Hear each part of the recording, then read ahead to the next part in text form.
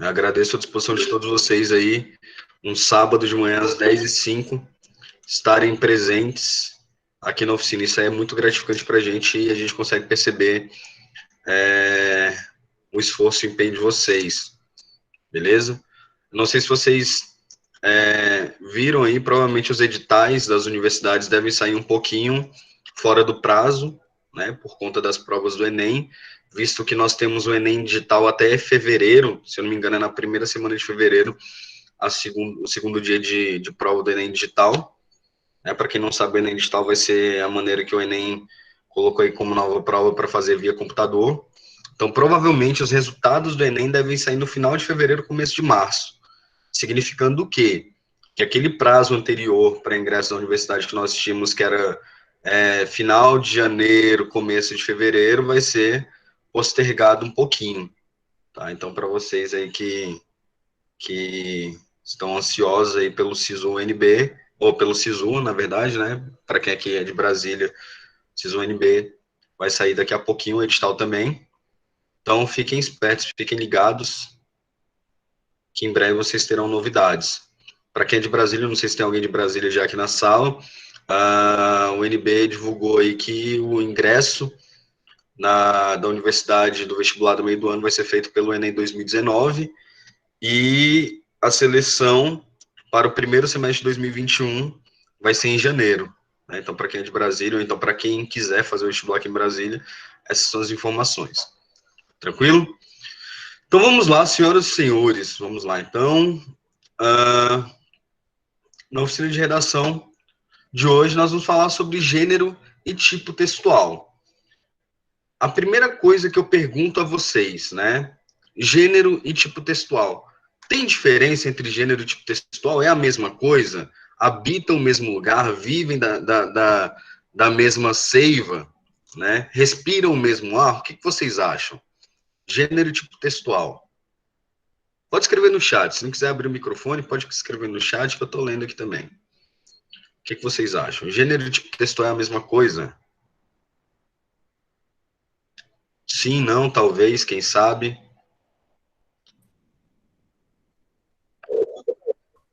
Por Eu quê? acho que não, né? Vamos lá, Henrique.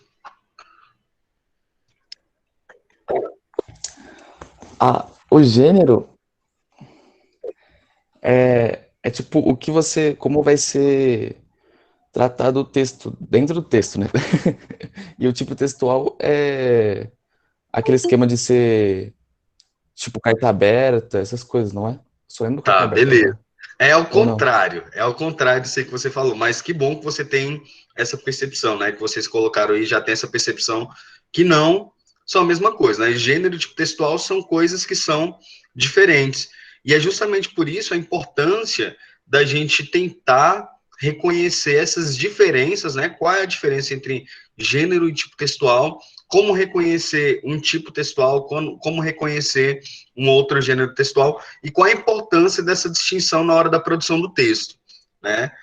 Eu costumo falar que quando nós conseguimos distanciar, né, esses dois conceitos, por mais que eles se encontrem em um determinado momento, é importante esse distanciamento para que, independente do texto que a gente vai produzir, né, independente da banca examinadora que nós vamos fazer a redação, a gente consegue caminhar, a gente consegue perceber, a gente consegue tatear essa produção de texto. Né? Então, assim, um determinado gênero requer uma estrutura linguística específica. Né? Então, a partir do momento que você reconhece essa estrutura linguística específica, é muito mais fácil de você compor esse gênero textual, principalmente para vocês que fazem vestibulares pela, sei lá, quem vai prestar Unicamp, quem vai prestar FUVEST, Unesp, né, a própria UFO também, tem algumas bancas que chegam com essas novidades, né, com uma proposta textual um pouco diferente. Sei lá, fazer um artigo de opinião, fazer uma carta ao leitor, fazer, sei lá, um discurso ali, né, um manifesto, como já aconteceu no caso da Unicamp. Então, com este conhecimento, né, com essa delimitação conceitual do que é gênero e do que é tipo textual, a gente consegue perfeitamente promover essa capacidade, né, de tatear ali, de tentar reconhecer e de conseguir produzir diferentes textos, beleza? Então, a primeira coisa que eu falo para vocês é que gênero e tipo textual são coisas distintas, né? Gênero textual é uma coisa e tipo textual é outra coisa, né? Um vai fazer referência a como o texto se apresenta, né? A produção imagética do texto, e o outro vai fazer referência à estrutura linguística utilizada para a composição dessa imagem do texto, beleza? E é isso que a gente vai conseguir tentar, né, desvendar, tentar entender um pouquinho nesse encontro, ok? Então, a importância dessa distinção se dá justamente na condição, né, nessa produção de um texto de qualquer banca, né, da gente conseguir produzir qualquer tipo de texto em qualquer lugar que a gente estiver colocado, né? Então, a gente não precisa nem levar isso também só para um âmbito acadêmico, não, né, para um âmbito de exame vestibular. Isso aí vocês podem utilizar também na vida de vocês para qualquer área. Eu costumo falar que a gente tem que tentar construir esses diferentes tipos de texto em qualquer lugar, né? Seja, sei lá, vai passar por um brother uma receita de alguma parada, igual eu vi alguns TikToks aí, falando sobre receitas, né?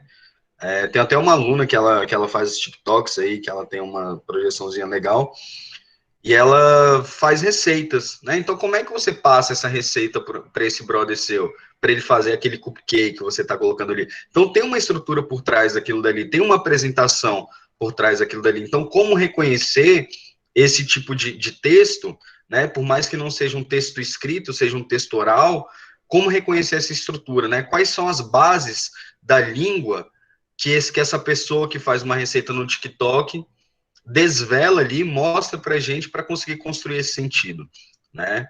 Então, qual é o suporte que ela está colocando aquele texto? Como é que ela está mostrando aquele texto para a gente? Como é que esse texto se apresenta? Então, tem várias coisas que a gente precisa pensar, que a gente precisa tatear ali para reconhecer, beleza? Então, a primeira coisa que eu vou colocar para vocês é a diferença entre texto em prosa e texto em verso. Por que eu coloco isso? Apesar da proposta do Enem não colocar isso, essa distinção, algumas bancas podem trazer, né? Eu falo isso porque aqui em Brasília teve um ano que a UNB colocou para o candidato, né? Escreva um texto em prosa, sei lá, mostrando a modalidade padrão, dentro da modalidade padrão da língua portuguesa, mostrando suas ideias, suas opiniões, né? Cara, quando eu cheguei na escola na semana seguinte, os alunos estavam perdidos sem saber o que era um texto em prosa, né? Porque a gente não tem esse reconhecimento, né? Às vezes a gente não sabe o que é um texto em prosa. Então, por isso que eu trago essa distinção. Então, o texto em prosa, basicamente, é aquele que é paragrafado, beleza? Aquele texto que a gente traz por meio daquele espaçamento, parágrafo mesmo, né? A justificação do texto e por aí vai. Já o texto inverso é o que a gente encontra em determinados gêneros textuais, né, tal como a música, como a poesia, né, como poema, na verdade, enquanto a estrutura, aquele texto que é dividido em blocos. Beleza? Então, essa é a diferença de texto em prosa e texto em verso. Aí, para falar sobre essa diferença de poema e poesia, eu gostaria da presença da Suzana. Suzana, você está por aí? Você está me ouvindo? Oi, amigo, tô ouvindo. Mostra para esses meninos aí qual é a diferença entre poema e poesia. Como é que eles se apresentam de maneira diferente? Como é que é, velho? Ai, que vergonha, não sabia que eu ia aparecer assim tão depressa. Tava aqui tomando um cafezinho. Bem, isso é uma coisa bonita de te falar. Obrigada pela oportunidade, amigo. Galera, o poema e a poesia são coisas diferentes, apesar de serem bastante complementares e caminharem juntas num texto, né? Um poema é um texto escrito em verso. É um texto que foi escrito sem que uma linha se juntasse com a próxima, e com a próxima, e com a próxima, e com a próxima. Isso é um poema. Ah, então poema não precisa ter rima, poema não precisa falar de amor, não. Poema é um texto que foi estruturado em verso, né? nós temos poesias modernas que até o verso em si está quebrado.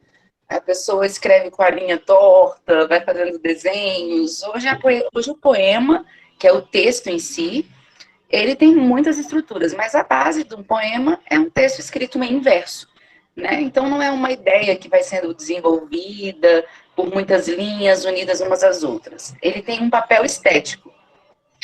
Vocês podem ver que é diferente você falar assim. Deixa eu dar um exemplo. O Harry me pegou meio de calças curtas. Por exemplo, você dizer assim: essa galera que tá aí enchendo meu saco, eles que se explodam. Eu vou fazer sucesso na minha vida. Você fala, pô, isso é poema? Não, não é poema, é uma expressão. Dava para você escrever em linhas seguidas e tal. Mas aí vem Mário Quintana e fala: esses que estão aí, atravancando o meu caminho, eles passarão. Eu, passarinho. Pronto, é um poema. Né? Você usou uma linguagem que está utilizando de sons, ele tem uma subjetividade. Um poema ele é construído em cima de figuras de linguagem, de que a pessoa precisa entender algo por trás da... É quase que uma brincadeira com a língua. E o que é a poesia? Poesia é a beleza que a gente vê nas coisas. Você pode ver poesia numa flor, você pode ver poesia num pôr do sol, você pode ver poesia em uma pessoa. Olha esse rapaz lindo, poético, meu amigo Rai, poético. Então, poesia é um estado de espírito, é aquela pessoa que é delicadeza, é sensibilidade. Então, tem poesia num prato de comida, tem poesia no trato com as pessoas, depende do olhar de quem vê. Então, a poesia é quase um sentimento. Pensem assim, poesia tem um S no meio, não tem? Poesia é um sentimento, S de sentimento. Agora, o que é um poema? Poema é um texto, é o que está no papel. A gente pode ter poemas, inclusive, que sejam pouco poéticos, que sejam duros, que falem verdades, ou sem rima, ou até mal escritos. E aí, portanto, sem poesia, né? Mas a poesia, ela é muito mais subjetiva. A poesia, ela se manifesta de muitas formas. E uma das maneiras de manifestar a poesia é escrevendo um poema. Se você escreve bem um poema. É isso, eu acho. Obrigada, amigo. Quando a Ana falou aí que tem poesia num prato de comida, eu acho que também tem poesia na falta de um prato de comida para muita gente, né? Sim. E também é muito poético que a gente entenda que o importante é o eterno das coisas, né? Há poesia na falta e há poesia aqui, nessa aula e nesse compartilhamento, né? É isso. Vou voltar para o meu café, vou fechar minha câmera. Beleza, obrigado. Então, aí nós vimos, então, a diferença do texto em prosa, aquele texto paragrafado, texto em verso, que vai aparecer em determinados gêneros textuais, a diferença entre poema e poesia. Beleza? Isso aí é só uma introdução básica. Aí eu falo para vocês que as tipologias textuais, elas são as classificações recebidas por um texto de acordo com uma estrutura linguística. Aí eu gosto de dar um exemplo da bicicleta, né? De falar sobre a bicicleta. Aí eu pergunto para vocês, né? Como é uma bicicleta? Deixa eu pegar aqui alguém que eu já conheço, que vai servir de cobaia. Yasmin, eu sei que você está aí já. Yasmin. Eu sabia que ia sobrar para mim. É claro que vai sobrar para você, né? Então vamos lá, Yasmin. Como é que é uma bicicleta? É um objeto com duas rodas, Beleza. de ferro. Acho que é isso. Só isso? Duas rodas e ferro? Não tem mais nada de bicicleta? A gente pode se locomover com ela. Não, calma. Primeiro, como é que é a bicicleta? Depois, o que ela faz? Vamos lá. Uma coisa... Depois um guidão. Você vai sentar onde? Guidão. Vou colocar aqui guidão. Aí, igual falar lá em São Paulo. Guidão. O que mais? Banco, né? O que mais? O que você falou? Ó, duas rodas feitas de ferro. Tem o guidão. Tem banco. O que mais? Não sei, Ai. Tem a corrente para rodar. Corrente. Muito bem. Verdade. Pedal. Beleza. É isso. Tá, beleza, vamos parar por aqui. Eu acho que com isso aqui já dá para imaginar uma bicicleta, né? Então, percebam vocês o seguinte, a bicicleta, ela tem uma estrutura básica, né? Então, a bicicleta, ela ali é o objeto que tem duas rodas, que pode ser feito de ferro, pode ser feito de fibra de carbono, tem o guidão para você controlar as direções, tem o banco para você sentar, a corrente que vai fazer com que a roda se movimente, tem o pedal que vai fazer com que a gente impulsione essa corrente aí para fazer a movimentação da bicicleta, enfim. Essa é a estrutura de uma bicicleta, beleza? Então, essa é uma estrutura que nós temos de uma bicicleta. Aí, agora eu faço uma pergunta diferente. A primeira foi, como é uma bicicleta? Né? Como é que uma bicicleta é composta? Agora eu pergunto, para que serve uma bicicleta? Aí é uma outra questão. Aí eu volto. Quem quer me falar aí para que serve uma bicicleta?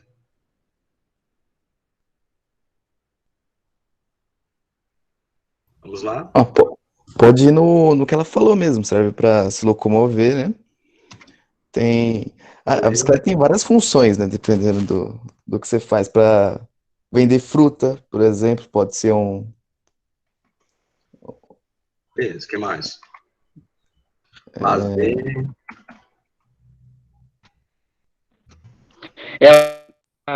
Trabalhar para esporte, né? Ela tem diversos âmbitos, né? Ela pode ser usada para trabalhar, né? Agora na pandemia tem várias pessoas que trabalham, né, com bicicleta, para drive-in, essas coisas, né, para entregar. Legal, já. Então, olha só. A gente, então, percebe que a bicicleta, ela tem algumas funções, né? Se locomover, né? Vender, né? Trabalho, lazer, locomoção, como a Raquel também colocou aí. Então, percebam o seguinte.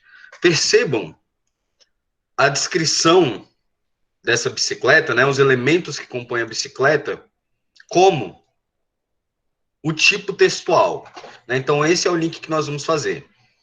Os elementos que compõem a bicicleta, nós temos como tipo textual, beleza? São estruturas, né? São estruturas de composição. Então, sem as duas rodas, eu não consigo andar. Sem a estrutura de metal, de ferro, eu não consigo compor uma bicicleta. Sem o guidão, eu não consigo virar a bicicleta. Sem o banco, provavelmente eu não vou conseguir sentar, eu vou me cansar mais, apesar de ter algumas bicicletas que são usadas aí para prática de esporte, não tem banco, né? Mas não vem o caso. Sem a corrente, dificilmente eu vou conseguir fazer com que esse elemento se mova. Sem o pedal, como é que eu vou fazer esse impulsionamento, né? Então, essa é a estrutura da bicicleta, né? Eu tenho elementos que são estruturais ali da bicicleta, que é o que eu vou conhecer, então, que é o que eu vou denominar aqui como uma estrutura linguística, beleza? Então, a gente coloca os elementos que compõem a bicicleta como tipo textual, beleza? São as estruturas linguísticas.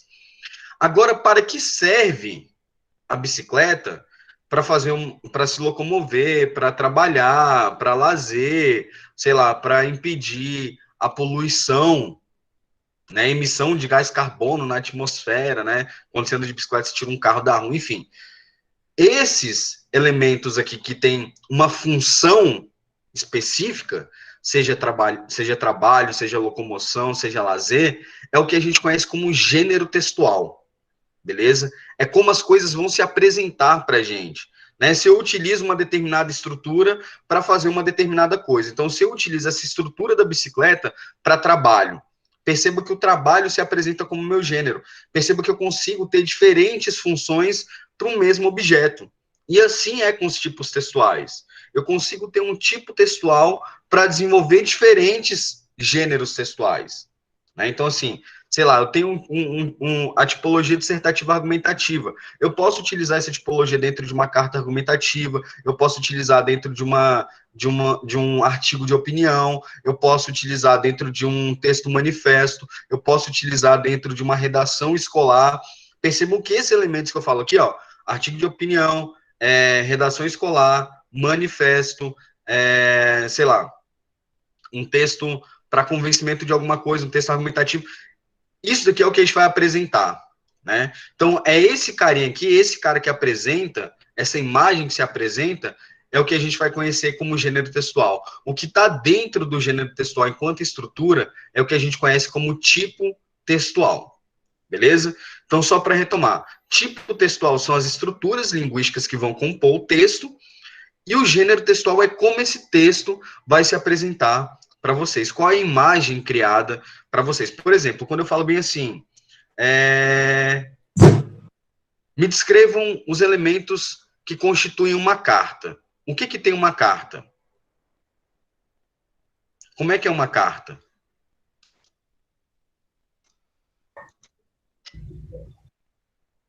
O que eu tenho que ter numa carta? Na carta você tem que ter o texto, né? Dentro da carta. Tem que ter um envelope também. E... eu acho que só, né? Ou tem mais? Preciso ter para quem eu mando a carta, não é isso? Isso também. De quem tá mandando, para quem vai receber a carta. Beleza, remetente também. A saudação, eu tenho que ter o que mais? O lugar de onde foi Lugar. mandado. Beleza, o que mais? O endereço, legal. Então, olha só, percebam vocês o seguinte, quando eu pergunto para vocês como é que uma carta se mostra, automaticamente vocês criam uma imagem na cabeça de vocês, né? Então, sei lá, eu tenho aqui um pedaço de papel, e nesse pedaço de papel eu vou ter aqui a data do lugar, eu vou ter uma saudação inicial, sei lá, cumprimentar a pessoa, eu vou ter aqui a exposição de alguma coisa. Percebam que essa estrutura que vocês conseguem visualizar é um gênero textual, é o que vocês conseguem perceber enquanto imagem, beleza?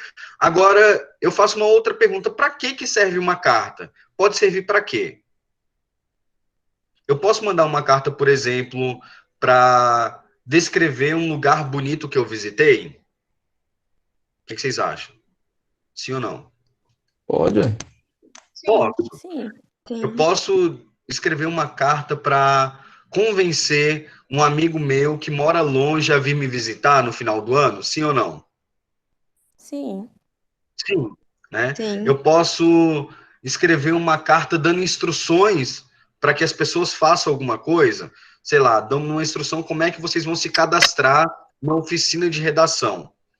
Posso, né? Então perceba o seguinte, essas estruturas que estão por trás do texto, né, seja a descrição de um lugar bonito que eu viajei, seja o convencimento de um amigo meu a vir me visitar no final do ano, seja as instruções para uma inscrição na oficina de redação, isso que está por trás do texto é o que a gente chama das estruturas linguísticas, que são os tipos textuais diferentes, né? Então, quando eu descrevo uma coisa, eu estou utilizando o quê? O processo descritivo. Quando eu tento convencer meu amigo a vir me visitar no final do ano, eu estou utilizando ali o processo de argumentação. Quando eu estou passando uma instrução, eu estou ali trazendo essa ideia de orientação, né, para que vocês façam alguma coisa. Aí eu vou passar a voz para a Suzana aqui, que ela quer falar, vamos lá.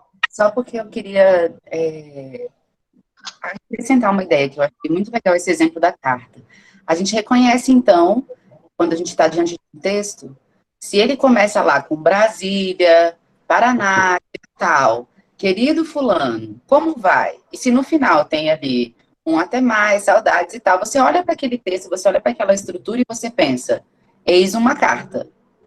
A gente consegue identificar, né? Então, eu queria dizer para vocês o seguinte, que a estrutura do texto, minha cidade é muito silenciosa, gente, a estrutura do texto, ela permite que você reconheça o gênero do texto. Então, você precisa ver as várias camadas que um texto tem para compreender qual é o gênero dele.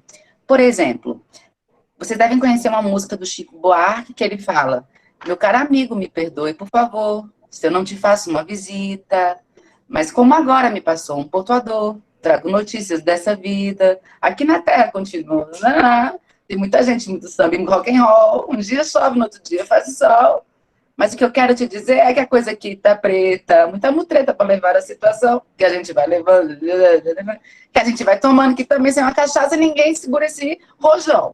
Então, veja só, você observa que ele falou assim, meu caro amigo, me desculpe, agora passou aqui um portador. Então, você consegue perceber pelo texto que ele faz referência a um gênero chamado carta.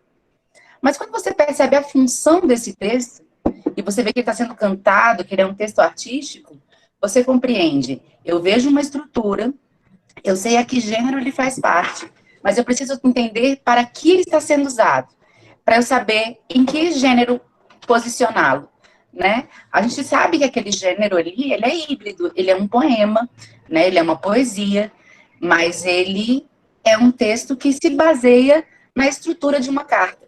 Então, é sempre importante você pensar assim, ok, é uma bicicleta, mas para que ela está sendo usada? Ela é um meio de transporte? Ou ela é um lazer?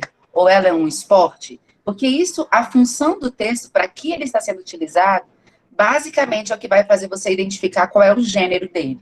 Porque o gênero é o uso do texto no mundo, enquanto a estrutura, ela existe de forma neutra.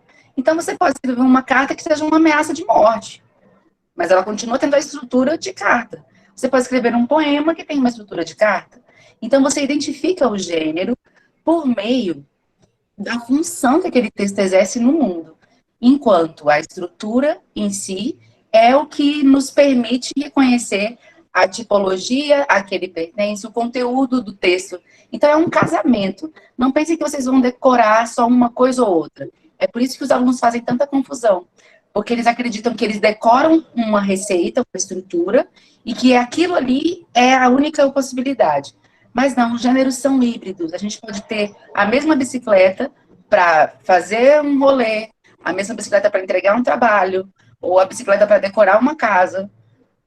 Enfim, era só isso que eu queria dizer, a função do texto no mundo e a estrutura do texto dentro dele mesmo. É legal, essa parada do hibridismo do gênero textual vem também ao encontro, por exemplo, quando vocês conhecem podcast, né? Quando vocês estão escutando um podcast, vamos supor que seja um podcast que seja uma entrevista com alguém, né? Apesar do gênero que se apresenta para a gente, apesar do gênero que a gente consegue visualizar, né, por maneira auditiva, né, quando a gente entra no site num site podcast, ser podcast, o que predomina ali não é o gênero podcast em si, não é como se apresenta, mas sim o gênero entrevista, né? Daí vem essa questão do hibridismo dentro dos gêneros textuais. Se vocês vão encontrar o tempo inteiro, significando o quê? Que nem sempre um gênero textual é composto somente por um gênero textual e nenhum tipo textual é exclusivamente um elemento que vai compor um texto, né? Significando o quê? Que dentro de um gênero eu posso ter diferentes tipologias textuais, porém, uma vai ser predominante, e dentro de um gênero textual eu posso ter diferentes gêneros textuais, ali, diferentes estruturas também linguísticas, mas uma vai ser predominante, beleza? Então é isso que vocês têm que ficar atento. Às vezes aparecem algumas questões no vestibular falando justamente sobre isso, né? Tal texto é predominantemente, sei lá, descritivo. Certo ou errado, né? Então, assim, a gente tem que tentar compreender quais são os elementos estruturais de um texto descritivo, né? Qual é a composição linguística que a gente utiliza ali para construir um texto descritivo, né? É um processo sei lá, de atribuição de característica? É só isso? Qual é a estrutura linguística? Eu vou ter verbo nocional, não vou ter verbo não nocional dentro desse texto? Como é que eu vou visualizar isso aí gramaticalmente falando? Né? Quando eu falo de estruturas linguísticas, eu estou falando de gramática em si. Beleza? Então, nós vamos ver alguns textos aqui agora para ver se vocês conseguem reconhecer esses tipos textuais. Beleza? Só aceitar aqui que tem gente chegando aí. Então, olha só. Recebidas de acordo com suas estruturas linguísticas, dependendo das características. Então, a gente pode ter diferentes tipologias, sendo as principais, né, as que mais aparecem aí para a gente. Hoje, com os estudos mais avançados da linguística textual, aparecem outras tipologias, mas que não cabem aqui na nossa discussão hoje. Beleza? Então, nós temos aí o gênero narrativo, ou o tipo narrativo, tipo descritivo. Aí nós temos a tipologia textual dissertativa, sendo ela expositiva e argumentativa. Nós temos o texto injuncional, né, ou então a injunção, dialogal e o conversacional. Beleza? Essas são as tipologias textuais que nós veremos aqui hoje. Aí a primeira delas que eu coloco é essa daí. Quem conhece a música do Raulzito aí, do Raul Seixas? Alguém conhece? Alguém gosta de Raul Seixas aqui? Além de mim? Eu conheço. Conhece? Eu nasci há 10 mil anos atrás, e não tem nada nesse mundo que eu não saiba demais. Eu vi Cristo ser crucificado, o amor nascer e ser assassinado. Eu vi as bruxas pegando fogo para pagarem seus pecados. Eu vi. Eu vi Moisés cruzar o Mar Vermelho. Vi Maomé cair na terra de joelhos. Eu vi Pedro negar Cristo por 3 vezes diante do espelho. Quando a gente pega esse texto aí, o que ele está tentando... Primeira coisa, vamos identificar qual é o gênero que aparece para a gente aí nesse texto. Se é Raul Seixas, basicamente vai ser o quê? Uma poesia. Um poema, né? Um gênero de canção, né? Que tem poesia, beleza. Vai ser isso aí. Aí eu pergunto para vocês, a estrutura linguística que está sendo utilizada aí, ele está tentando fazer o quê aí? O que ele tenta fazer nesse momento aí? Ele tá contando uma história, não é? Beleza, Henrique. É o Henrique, né, que tá falando? Henrique? Sim, né? Isso. Já tô decorando os nomes, ó. A memória tá boa. Então, Henrique, ele tá contando uma história, né? Por meio de qual tipologia textual que nós contamos uma história? É por meio do quê? Narração. Da narração. Muito bem, por meio da narração. Aí eu falei para vocês que as tipologias estão intimamente ligadas à estrutura linguística que o texto apresenta, né? Então eu pergunto para vocês, se ele está contando uma história, né, se ele está narrando um fato, automaticamente esse fato já tem que ter acontecido para que ele esteja contando, né? Nem que seja acontecido mentalmente. Quando você inventa uma história, essa história vai acontecer na sua cabeça, né? Sendo real ou não, as paradas têm que acontecer primeiro, tem que ter acontecido primeiro para que a gente possa contar. Aí eu pergunto para vocês, quais são os indícios que a gente consegue perceber nesse texto de que o processo já aconteceu, de que o rolê já aconteceu, de que a história já aconteceu? O que me diz isso aí? O fato dele falar que nasceu há 10 mil anos atrás. Beleza, então perceba, ó, os verbos estão no passado. Ele fala, eu No nasci. passado. Né? Então a gente consegue perceber que a estrutura linguística que ele apresenta é uma estrutura de fatos que já aconteceram, fatos decorridos. Então, para que a gente tenha a construção dessa estrutura, automaticamente nós temos que pegar verbos no pretérito. Então ele fala assim, ó, eu nasci, eu vi, né? Ele repete essa estrutura eu vi em quase todos os versos, né? Então percebam que pagarem, né? A gente consegue perceber que a estrutura que ele utiliza ali são de verbos do pretérito, iniciando o quê? O processo narrativo, a constituição, a construção de uma história. E Beleza? também se apresentar como um personagem, né? Ele começa, eu nasci. Então, essa é uma outra marca narrativa. Só Sim. pode contar uma história se houver alguém para contar a história. Então, uma marca narrativa é haver um personagem ou um narrador, né?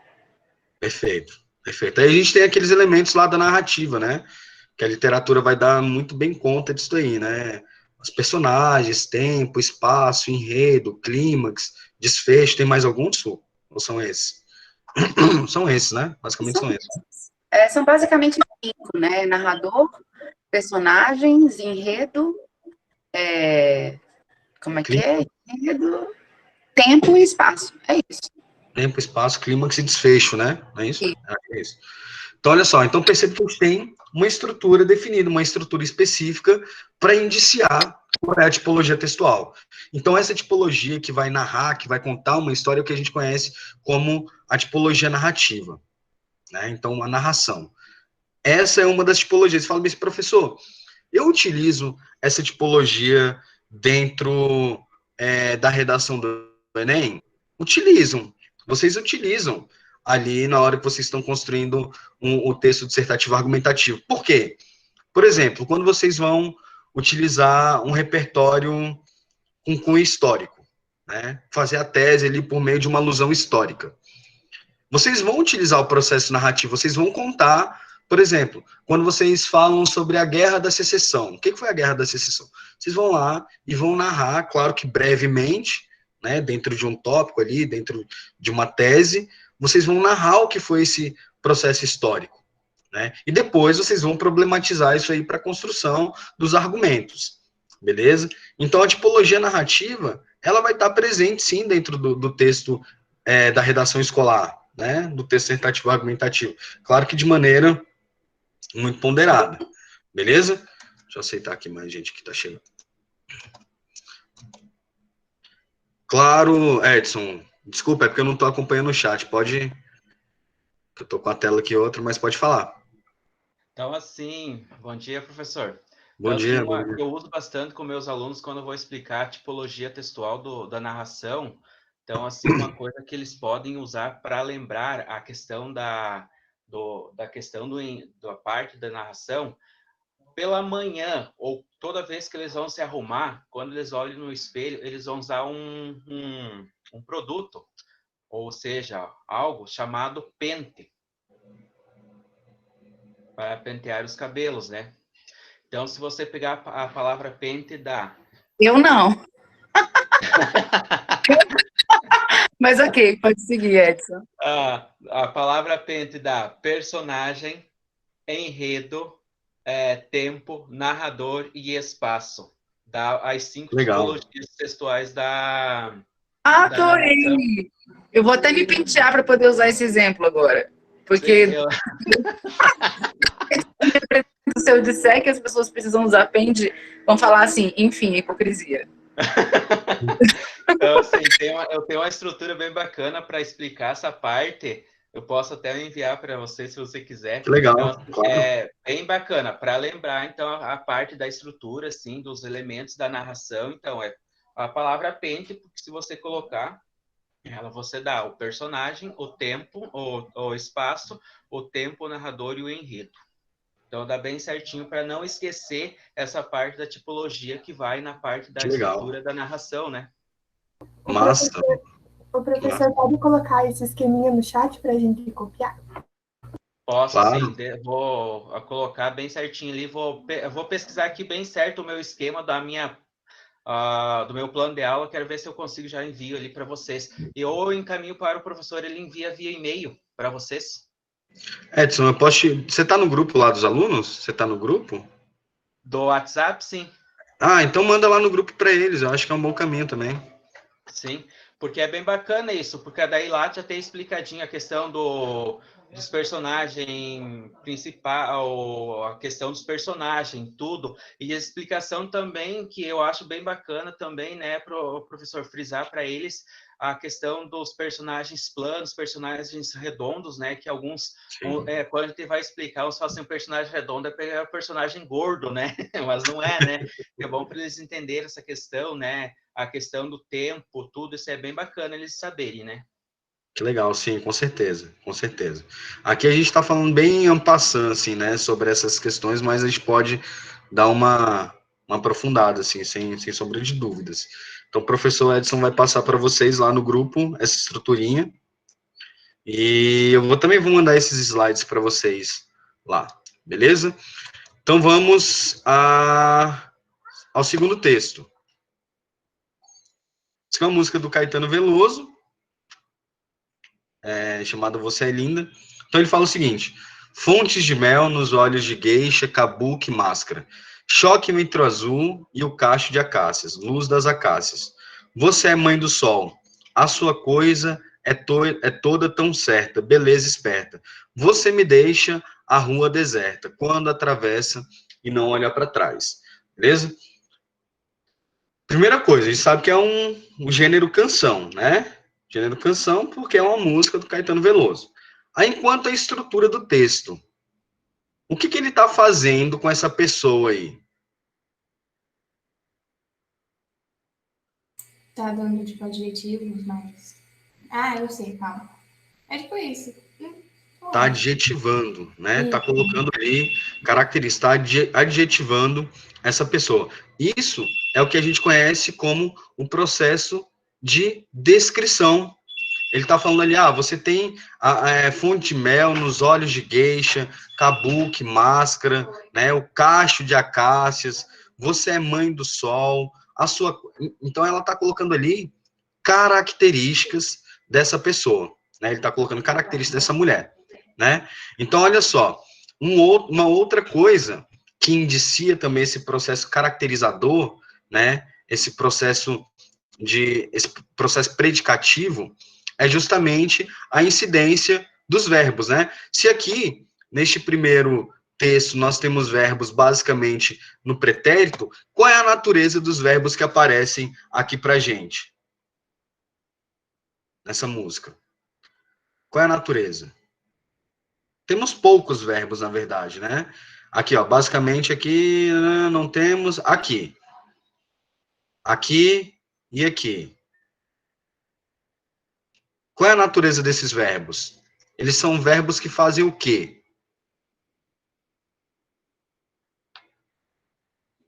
Alguém sabe? Tá, sendo mais objetivo. Qual é a transitividade desse verbo? Eles têm transitividade? Ele é de ligação, né?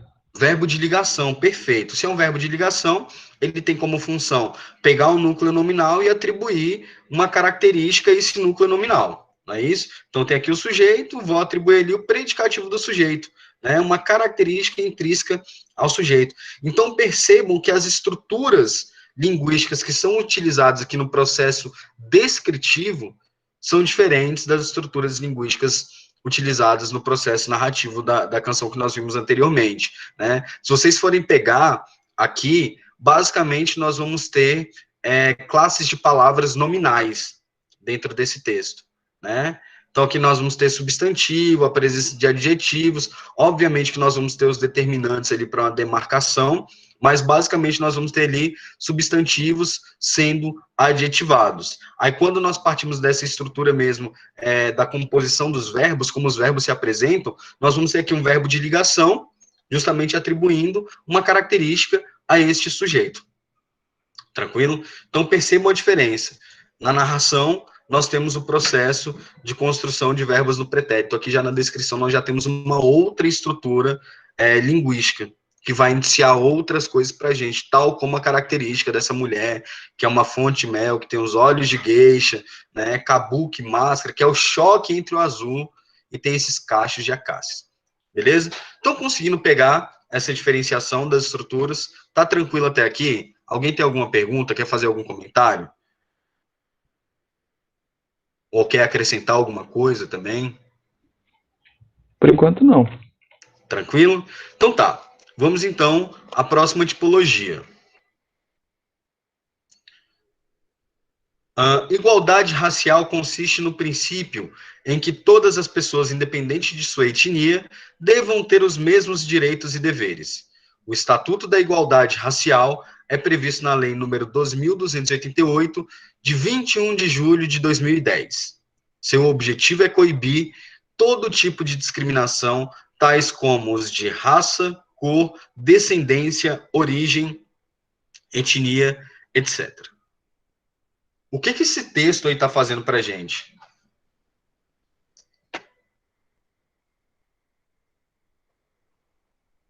O que esse texto está fazendo para a gente? Informando? Está informando alguma coisa, né? Está dando uma informação, né? Esse tipo de texto, ele serve para quê? Para passar uma informação, para passar um determinado conhecimento, para passar um determinado fato já dado, beleza? Aqui nós estamos trabalhando com o texto, com a dissertação expositiva, né? Então, esse tipo textual ali é a dissertação expositiva. Professor, nós temos diferença entre o texto dissertativo, deixa eu colocar aqui no chat para você, expositivo e dissertativo argumentativo? Total. Então, nós temos aí dois tipos textuais que vão aparecer basicamente em gêneros científicos, né, basicamente em gêneros, principalmente em gêneros científicos, pode aparecer em gêneros que sejam mais populares, tais como, sei lá, um artigo de opinião, uma matéria, né, em gêneros jornalísticos também aparece essa tipologia, mas basicamente nós vamos utilizar essa tipologia, né, indo para o âmbito acadêmico para vocês, em textos científicos, beleza? Então, por exemplo, o texto dissertativo expositivo, ele vai aparecer dentro de pesquisas científicas. A exemplificar. Exatamente, Raquel, exatamente. Exatamente. Entre outras coisas, o dissertativo tem, que nós vamos conversar, mas basicamente é isso aí, né? Então, olha só, nós estamos passando por um processo da pandemia, a Covid-19, né? Suponhamos que a vacina chegue aqui para nós no mês de janeiro, né? A partir de então, diversos textos serão publicados para falar da descoberta dessa vacina da Covid-19. Percebam que esses textos que serão divulgados, eles não terão como intuito convencer nós, brasileiros, né, cidadãos, a tomarmos a vacina, mas sim terá como intuito descrever o processo ali que foi utilizado, né, para a descoberta dessa vacina. Então, o texto dissertativo expositivo, ele só vai expor uma determinada informação, beleza? Então, por exemplo, quando a gente trabalha, sei lá, para tomar a vacina da tríplice viral, não tem nenhum texto ali convencendo a gente que a gente deva tomar essa vacina para tríplice viral. O texto, ele vai expor o que essa vacina faz, né? Quais são os agentes biológicos que ela combate, como ela atua no sistema imunológico do ser humano e por aí vai. Diferentemente do texto dissertativo argumentativo, né? Como a Raquel colocou aí, nós vamos ter o processo de opinião. Também cabe ressaltar a diferença entre opinião e argumentação, que são coisas bem distintas, né? A opinião, ela parte de um lado que é individual, né? Por exemplo, quando a gente trabalha com temas sobre, sei lá, deixa eu ver aqui, colocar o voto impresso, né? Um tema que foi discutido pelo atual governo, né, de que o voto deveria ser impresso. Na opinião de algumas pessoas, o sistema utilizado ali nas urnas eletrônicas é um sistema que pode ser fraudado pelo fato de ser utilizado o meio digital. Então, para isso, teríamos, então, também que imprimir o voto, né? Então, o voto seria digital e impresso. Na opinião de algumas pessoas, a urna eletrônica não é eficiente. Diferentemente dos argumentos que aparecem para comprovar que a utilização de urnas eletrônicas é extremamente eficiente dentro do processo eleitoral, certo? Então, assim, na minha opinião, é isso. Mas os argumentos, os fatos que são apresentados, mostram uma outra coisa, né? Mostram que, na verdade, as urnas são extremamente eficientes nesse processo eleitoral que nós temos. Então, essa é a diferença de opinião e de argumento, né? De opinar e de argumentar. A opinião, você parte de um lado individual e você não dá embasamento nenhum para aquilo, você fala assim, eu acho ruim, né? Mas por que você acha ruim? Aí você vai trazer elementos para que você possa transformar essa sua opinião em argumentos. Eis a diferença entre opinar e argumentar. A opinião, lado individual, o argumento, ele é embasado em algum outro processo. Beleza? Ele traz outras vozes dentro do texto, né, para que essa sua opinião seja referendada. O que a gente vai ver mais para frente é a questão do discurso, né, como é que o discurso aparece, o discurso indireto, como é que a gente faz com que essas outras vozes trabalhem a nosso favor dentro do processo argumentativo. Tranquilo? Tá, isso aí que a Suzana falou é interessante também dentro das estruturas aqui. Quer analisar o texto, Suzana? Não, amigo, na verdade, eu estou tentando manter para eles uma anotação do que você vai falar. Tá? Mas é interessante assim mesmo. Que ela colocou que os verbos são predominantemente o quê? No presente, né? É isso que você colocou aí, não foi? Eu não estou vendo no chat. Foi isso. É só para que eles entendam assim. Bora lá, a gente está tentando entender, nesse momento, o que o Harry está fazendo com vocês dando para vocês as principais características de cada tipo textual. E aí ele disse, a narração, você vai contar uma história, você vai ter verbos no passado, você vai ter tempo, personagem, não sei o quê, nananã. Na descrição, você vai ter adjetivos, formações nominais, beleza. E na dissertação? O objetivo da dissertação é expor ou argumentar alguma coisa. Então, na verdade, é um texto informativo. E esse texto informativo, ele pode ser que queira convencer alguém ou que queira apenas expor um dado. Se ele tem um objetivo de convencer alguém, ele é um texto argumentativo. Se ele tem um objetivo de apenas expor dados para conhecimento geral, ele é um texto expositivo. E é bom a gente ficar atento por quê? Porque a dissertação ela está presente, por exemplo, em jornais. E o jornal ele quer se apresentar como um texto expositivo, mas às vezes, claramente, ele quer te induzir a acreditar em alguma coisa. Então, o gênero mais, a tipologia textual mais perigosa que a gente tem é a dissertação. Por quê? Porque ela pressupõe uma impessoalidade, uma verdade absoluta, já que os verbos estão no presente, acontece e o Brasil passa isso e a vacina é aquilo. Então, são muitas ideias, geralmente apresentadas todas sob uma impessoalidade, e que a gente tem que entender, será que eles estão expondo dados ou estão argumentando a favor de uma ideia? Né? Então, basicamente está dizendo para vocês, um é bicicleta, o outro é um carro, o outro é um elefante. A gente está dizendo para vocês o que é a tipologia, a estrutura. Depois, como ela vai ser usada, vão ser os gêneros. Então, eu quero que vocês tenham aí um esqueminha para anotar dessas informações que o Harry está passando. Por isso que eu estou no chat jogando as descrições. Beleza, perfeito, obrigado. Então, vamos aqui ao quarto texto.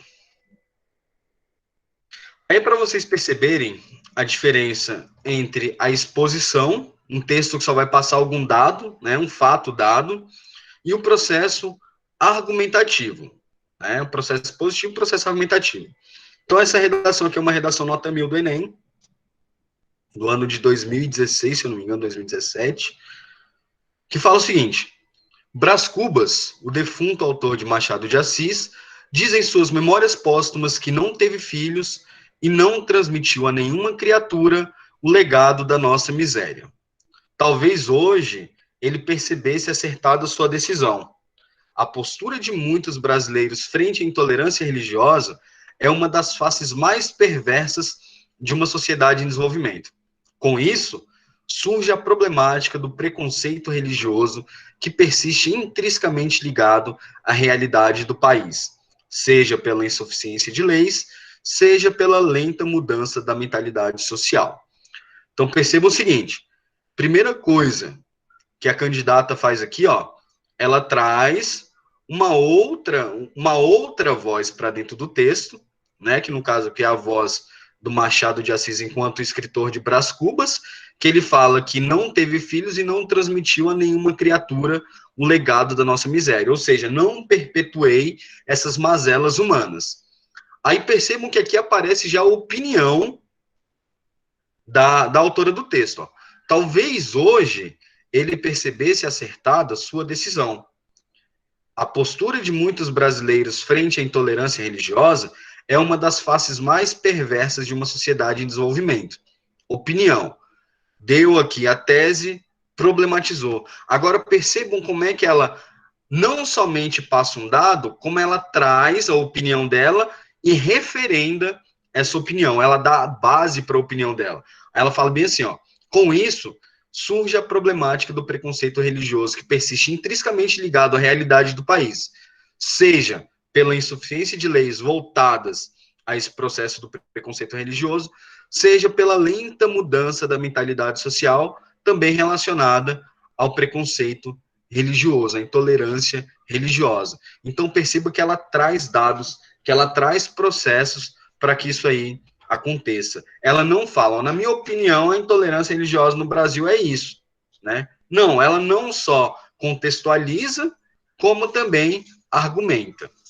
Beleza? Essa é a diferença do texto que é meramente expositivo, em que uma informação vai ser dada, para um texto argumentativo, no qual nós teremos a construção de uma tese, a opinião do autor e o embasamento. Aí vocês percebam também, como a Sandra colocou, que os verbos são basicamente no presente, né? Estão ali movimentando as ideias, movimentando esse processo de construção de sentido aqui, né, neste momento.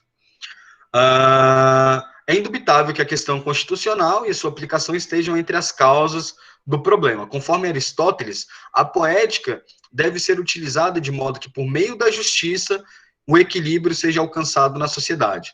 De maneira análoga, é possível perceber que, no Brasil, a perseguição religiosa rompe essa harmonia. Haja vista que, embora esteja previsto na Constituição o princípio da isonomia, no qual todos devem ser tratados igualmente, muitos cidadãos se utilizam da inferioridade religiosa para externar ofensas e excluir socialmente pessoas de religiões diferentes.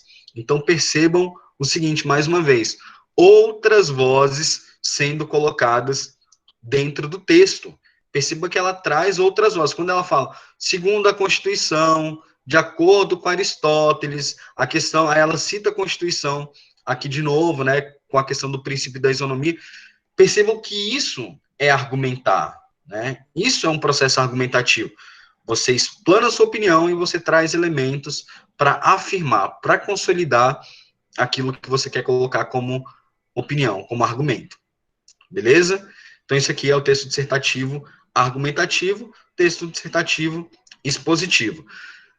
Por que é interessante a gente falar sobre isso? Principalmente aqui na nossa realidade aqui em Brasília, a Universidade de Brasília ela fala o seguinte, dentro das propostas de vestibular e do PAS, né, que é o Programa de Avaliação Seriado que rola aqui em Brasília. Diante, né, dos textos motivadores, escreva um texto dissertativo, expositivo, argumentativo. Aqui em Brasília se utiliza essas duas tipologias para a construção de apenas um texto. Né? Então, além de expor, né, esses fatos, há o processo também argumentativo. Beleza? Então, fica aí também para vocês que forem fazer outros vestibulares. Por exemplo, se cai um gênero notícia, né, dentro de um vestibular, você vai utilizar o quê? A argumentação ou a exposição. Aí vai depender do objetivo, mas se lá for, sei lá, de acordo com os textos motivadores, construa uma notícia sobre tal tema. Então, você vai pegar os textos motivadores e vai trazer para um processo de exposição dentro da construção da notícia. Isso é argumentação. Beleza? E aqui, nós temos o exemplo que eu dei lá do TikTok, né?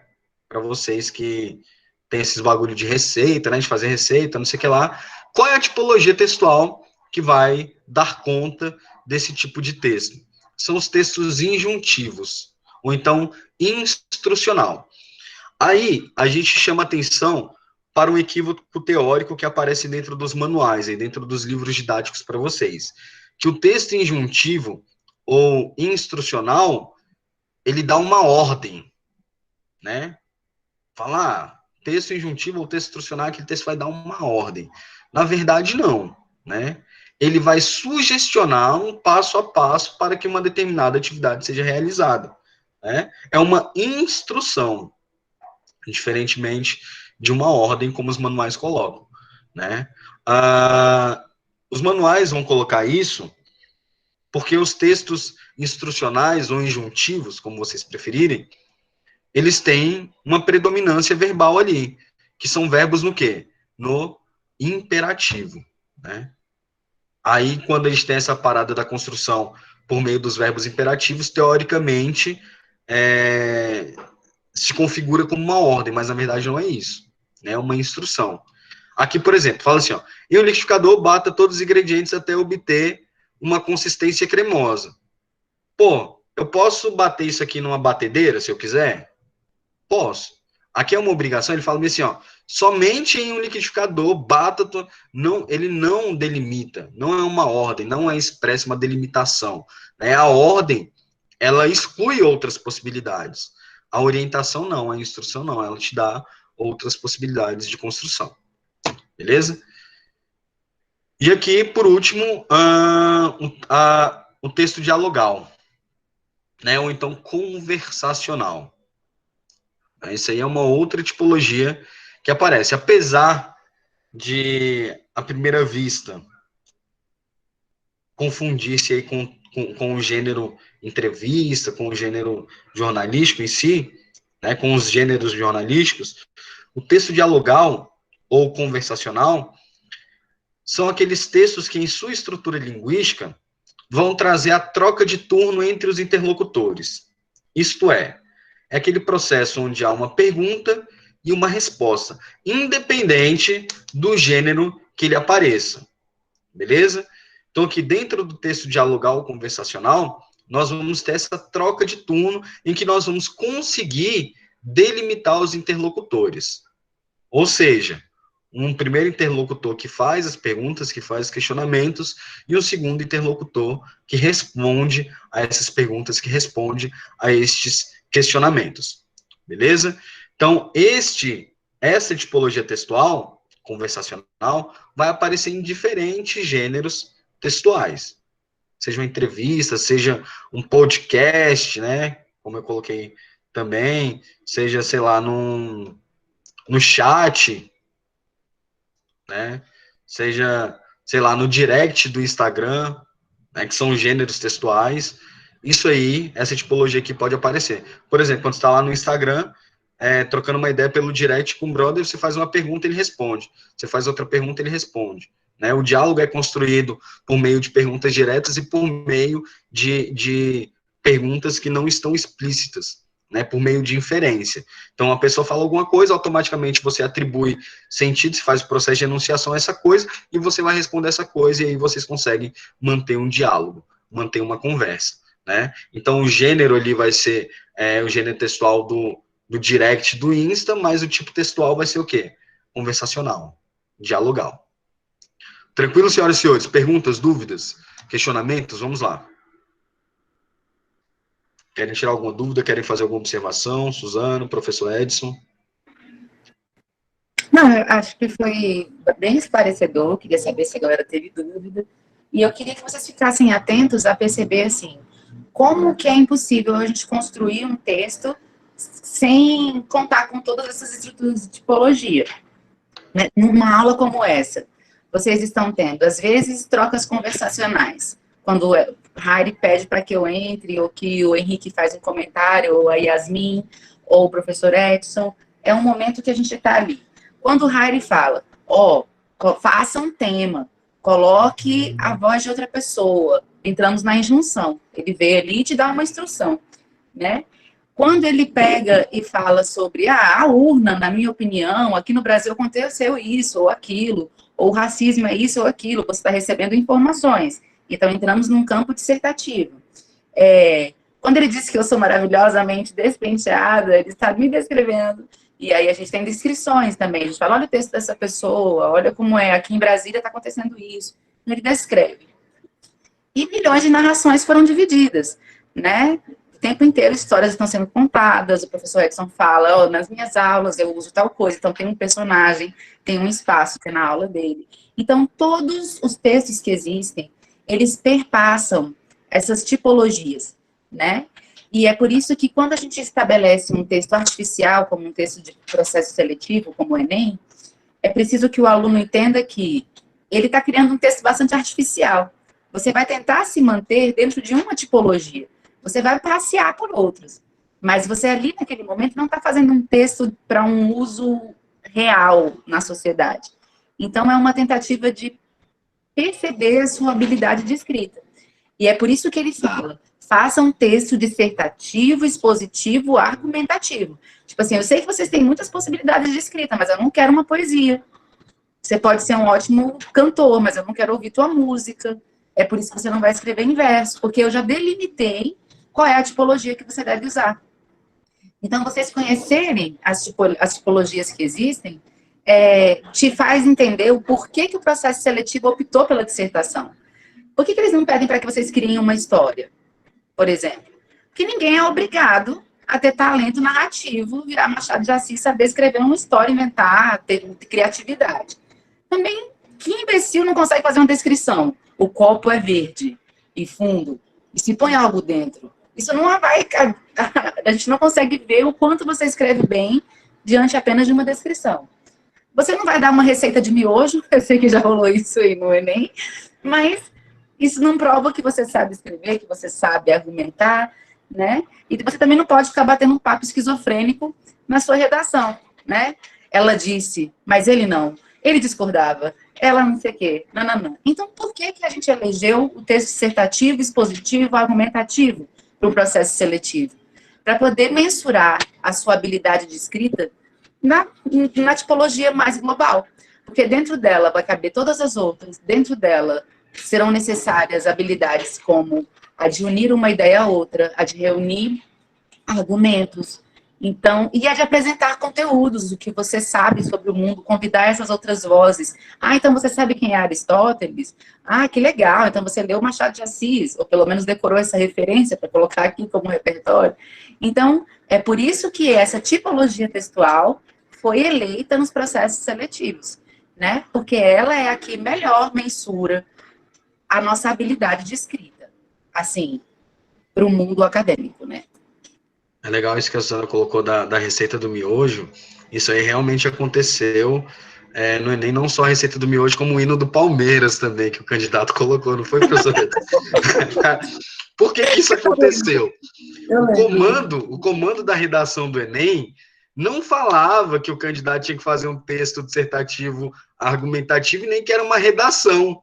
Então, o candidato ele poderia colocar qualquer coisa ali que ele seria avaliado do mesmo jeito. Né? Por mais que fosse parte desconectada a temática da problemática ali, ele poderia colocar qualquer coisa. Então, o cara realmente colocou uma receita de miojo e ele teve a redação avaliada e teve uma nota boa, por incrível que pareça, né? Tirou mais 600 e o cara colocou o hino do Palmeiras também.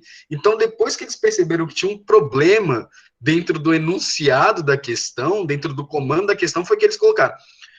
De acordo com seus conhecimentos, escreva uma redação dissertativa, argumentativa, que respeite, não sei o que lá, elaborando uma proposta de intervenção. Então, foi a partir deste momento que eles colocaram isso, porque antes não tinha. Professor Edson, você quer falar? O mais interessante que depois que veio ocorrendo essa questão da receita do miojo, né, que ele ainda, eu me recordo que ele falou assim, agora para descansar um pouco, vou descrever como você prepara um delicioso miojo, tal. A questão do hino do Palmeiras lá, que o indivíduo colocou, as amarras que ele foi fazendo ao descrever, então foi bem interessante. Então, assim, com isso, a partir daí, as amarras que eles foram fazendo para provavelmente melhorar a questão da produção da redação nas propostas do Enem foi incrível. Outra coisa que é importante salientar para os alunos, né, professores, que assim, eu sempre coloco assim, ó, dependendo de qual, a gente não sabe quem é o professor que vai corrigir a redação, a banca que vai corrigir a redação. Eu sempre exponho isso para eles. Quando você vai escrever uma redação, independente de qual cunho que você vai escrever, se é narrativo, dissertativo, argumentativo, descritivo ou injuntivo, você faz essa exposição assim, nunca entre um parágrafo e outro você escreva para contar linha sempre na sua metade ou totalidade, porque você não sabe quem que é o seu corretor. Porque dependendo qual é o corretor, ele pode considerar, se você colocar só uma palavra numa linha, ele pode considerar como linha em branco. Então, ele pode zerar a tua redação porque você deixou uma linha em branco no meio do seu texto. Então, varia muito assim de banca para banca, de corretor para corretor. Então, tem que cuidar muito a hora que você vai escrever. Na colocação ali, na síntese que a professora Susana colocou ali, na questão do texto dissertativo, bem bacana, a parte ali da expositiva ou argumentativa. A parte expositiva, que ele vai expor, né, para o leitor, a outra vai ter que argumentar, vai ter que convencer o seu leitor. Isso é muito bacana. Por exemplo, você vai ter que convencer o seu leitor sobre aquilo que você está escrevendo. Sempre é importante você brincar. A gente brinca na hora que a gente está explicando a redação para os alunos entenderem, né? A chuva cai em pé, mas você tem que convencer o teu leitor que a chuva cai mesmo em pé, não importa se ela vem de qualquer lado, mas você tem que convencer o seu leitor. Então, é bem bacana isso. Então, assim, é bom sempre vocês, alunos, praticarem a escrita, lerem e praticarem a escrita. E outra coisa, se hoje vocês estão produzindo um rascunho de uma redação, escrevam hoje um rascunho de uma redação. Se a redação pede no mínimo, por exemplo, 7 linhas, no máximo 30, escrevam 100 linhas. Escrevam hoje, vão dormir. Amanhã vocês leiam ela. Vocês vão ver que muita coisa vocês vão ter que mudar. É isso que acontece conosco. A gente escreve, descansa, a gente lê uma redação, a gente lê o que nós escrevemos, a gente chega na hora que a gente está lendo, a gente fala assim, o que foi que eu escrevi aqui? Então, é isso. Quando a gente vai expor a questão do texto dissertativo, a gente vai expor o expositivo, a gente vai fazer a questão do informativo, vai informar. Então, a gente está informando alguma pessoa. Então, a gente sempre brinca, a gente nunca escreve para alguém. Para nós, sempre para alguém, desculpa-me. E outra coisa, eu sempre brinco, as palavras abreviadas que a gente usa na internet, o internetês que a gente brinca, evitem muito, pratiquem na hora que vocês estão escrevendo na internet, nas redes sociais, tudo, pratiquem na hora que vocês estão escrevendo, vai ser muito importante para vocês, isso é para a vida de vocês. Então, pratiquem. A questão do uso dos conectivos, para vocês não ficar repetindo as palavras. Então, lá, entende-se, compreende-se, ademais, propõe-se,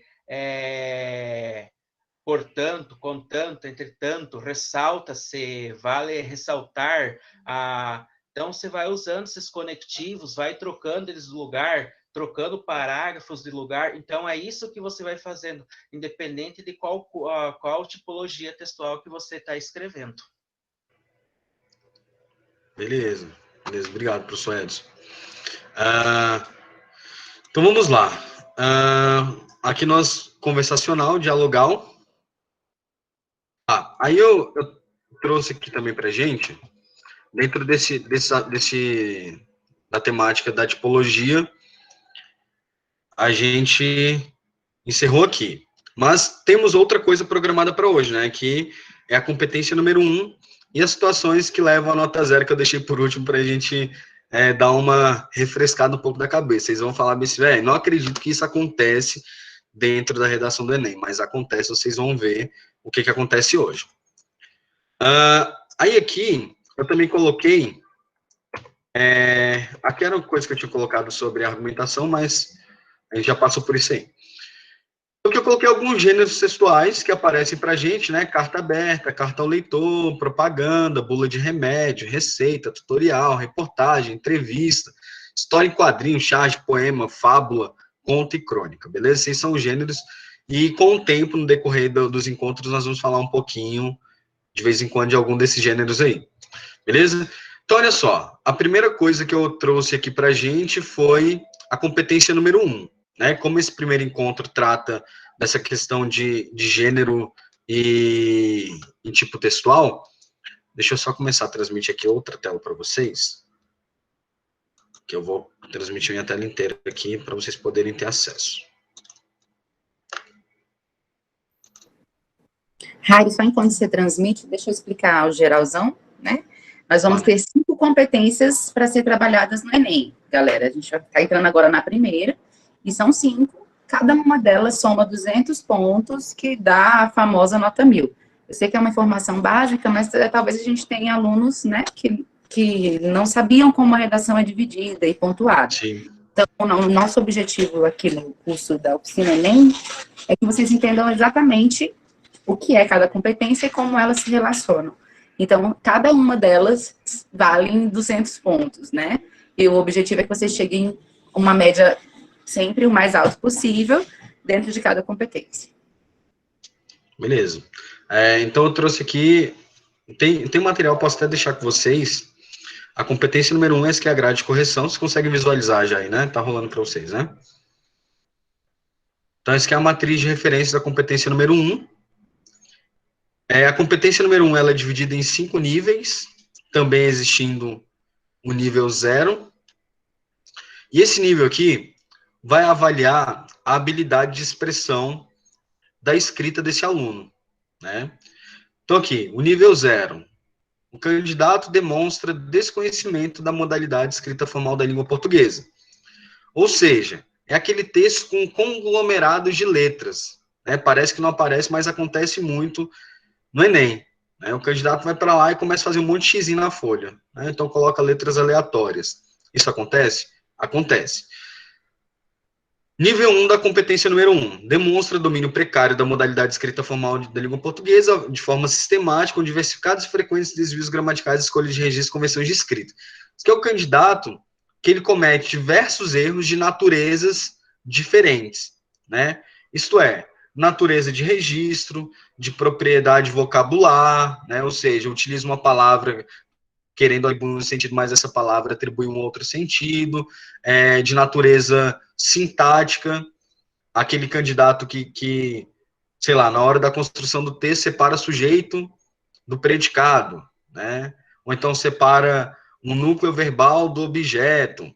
Isso daqui é o que ele chama de erros diversificados, né? E sistematicamente ele apresenta esse mesmo erro, né? Então, o candidato sempre separa o sujeito do predicado, então o verbo do objeto, por aí vai. Demonstra domínio insuficiente da modalidade de escrita formal da língua portuguesa, com muitos desvios gramaticais e de escolha de registro e convenção de escrita. Isso daqui não está relacionado mais aos aspectos sintáticos em si, como aqui, né? De diversificados e frequentes, desvios gramaticais. Aqui, o candidato ele já consegue ter uma estrutura sintática que é inteligível, né? Ou seja, que a gente consegue ler o texto, mas ele tem muitos desvios gramaticais, ele escolhe, né, um registro de maneira inadequada, registro quando se fala de propriedade vocabular também, e convenção de escrita, que é a própria grafia das palavras. Beleza? Aí aqui, demonstra domínio mediante a modalidade escrita formal da língua portuguesa e de escolha de registro, com alguns desvios, aí vão percebendo que é uma parada que ela é gradativa, né? Então aqui, ó, com muitos desvios, aqui, modalidade escrita com diversificados e frequentes desvios, aqui, ó, um mediano, ele apresenta alguns desvios já, beleza? Então não são muitos. Aí, como conseguir avaliar, né? Tem uma quantidade determinada de quantos erros vocês podem cometer na redação, quantos erros vão ser considerados nível 3, nível 4, nível 5, só para o nível 5 da competência número 1 que a gente consegue atribuir a quantidade de erros. Os demais vai depender do avaliador, né? Vai depender de como o avaliador percebe. Por exemplo, quando o candidato sempre separa o sujeito do predicado, em todas as construções oracionais, esse desvio gramatical não vai ser considerado múltiplos desvios gramaticais. Vai ser considerado apenas um desvio gramatical. Então, vai depender da ponderação do avaliador aí para falar quantos erros que o candidato teve. Beleza? Mas aqui no curso a gente tem uma ideia geral de como avaliar. Tranquilo? Aqui demonstra domínio, bom domínio da modalidade, escrita formal da língua portuguesa e de escolha de registro, com poucos desvios gramaticais e de convenções de escrita. Então, aqui é o candidato que consegue já transitar bem dentro dessa escrita formal da língua portuguesa. Aí aqui, ó, nós vamos para o nível 5. Demonstra excelente domínio da modalidade escrita formal da língua portuguesa e de escolha de registro. Desvios gramaticais ou de convenções de escrita serão aceitos somente com excepcionalidade e quando não caracterizem reincidência. Então, aqui, dentro do nível 5 da competência número 1, é admitido um desvio de ordem sintática, né, ou seja, um erro de ordem sintática, e 2 desvios de ordem de registro ou convenção de escrita. Beleza? Então, este é o único nível que a gente consegue delimitar. Um desvio sintático e 2 de convenção ou registro. Tranquilo? Deixa eu só, porque, só para eu tentar simplificar um pouco, porque eu acho que você é um menino muito formal, e você fala palavras muito difíceis. Então, quando a gente fala registros, vocabulários, não sei o que, talvez os alunos podem estar assim. Eu sempre tenho medo da galera não estar entendendo. Basicamente, galera, a gente está falando assim, acentuação, vírgula, se você escreveu a palavra corretamente, se você colocou se você usou de informalidade, vai que lá no meio do texto você coloca um e aí, daí, e aí, essas coisas, ou uma marca de, sei lá, conversou com o seu interlocutor, se você usa uma palavra imprecisa, o significado dela não está certo, ou se você corta a palavra, tá, né, ao invés de falar está, concordância, regência. Então, se você quiser, crase, essas são as coisas que a gente está falando aqui. Então, a competência 1, ela basicamente é uma habilidade da modalidade padrão da língua. Então, é gramática. A gente está falando de gramática.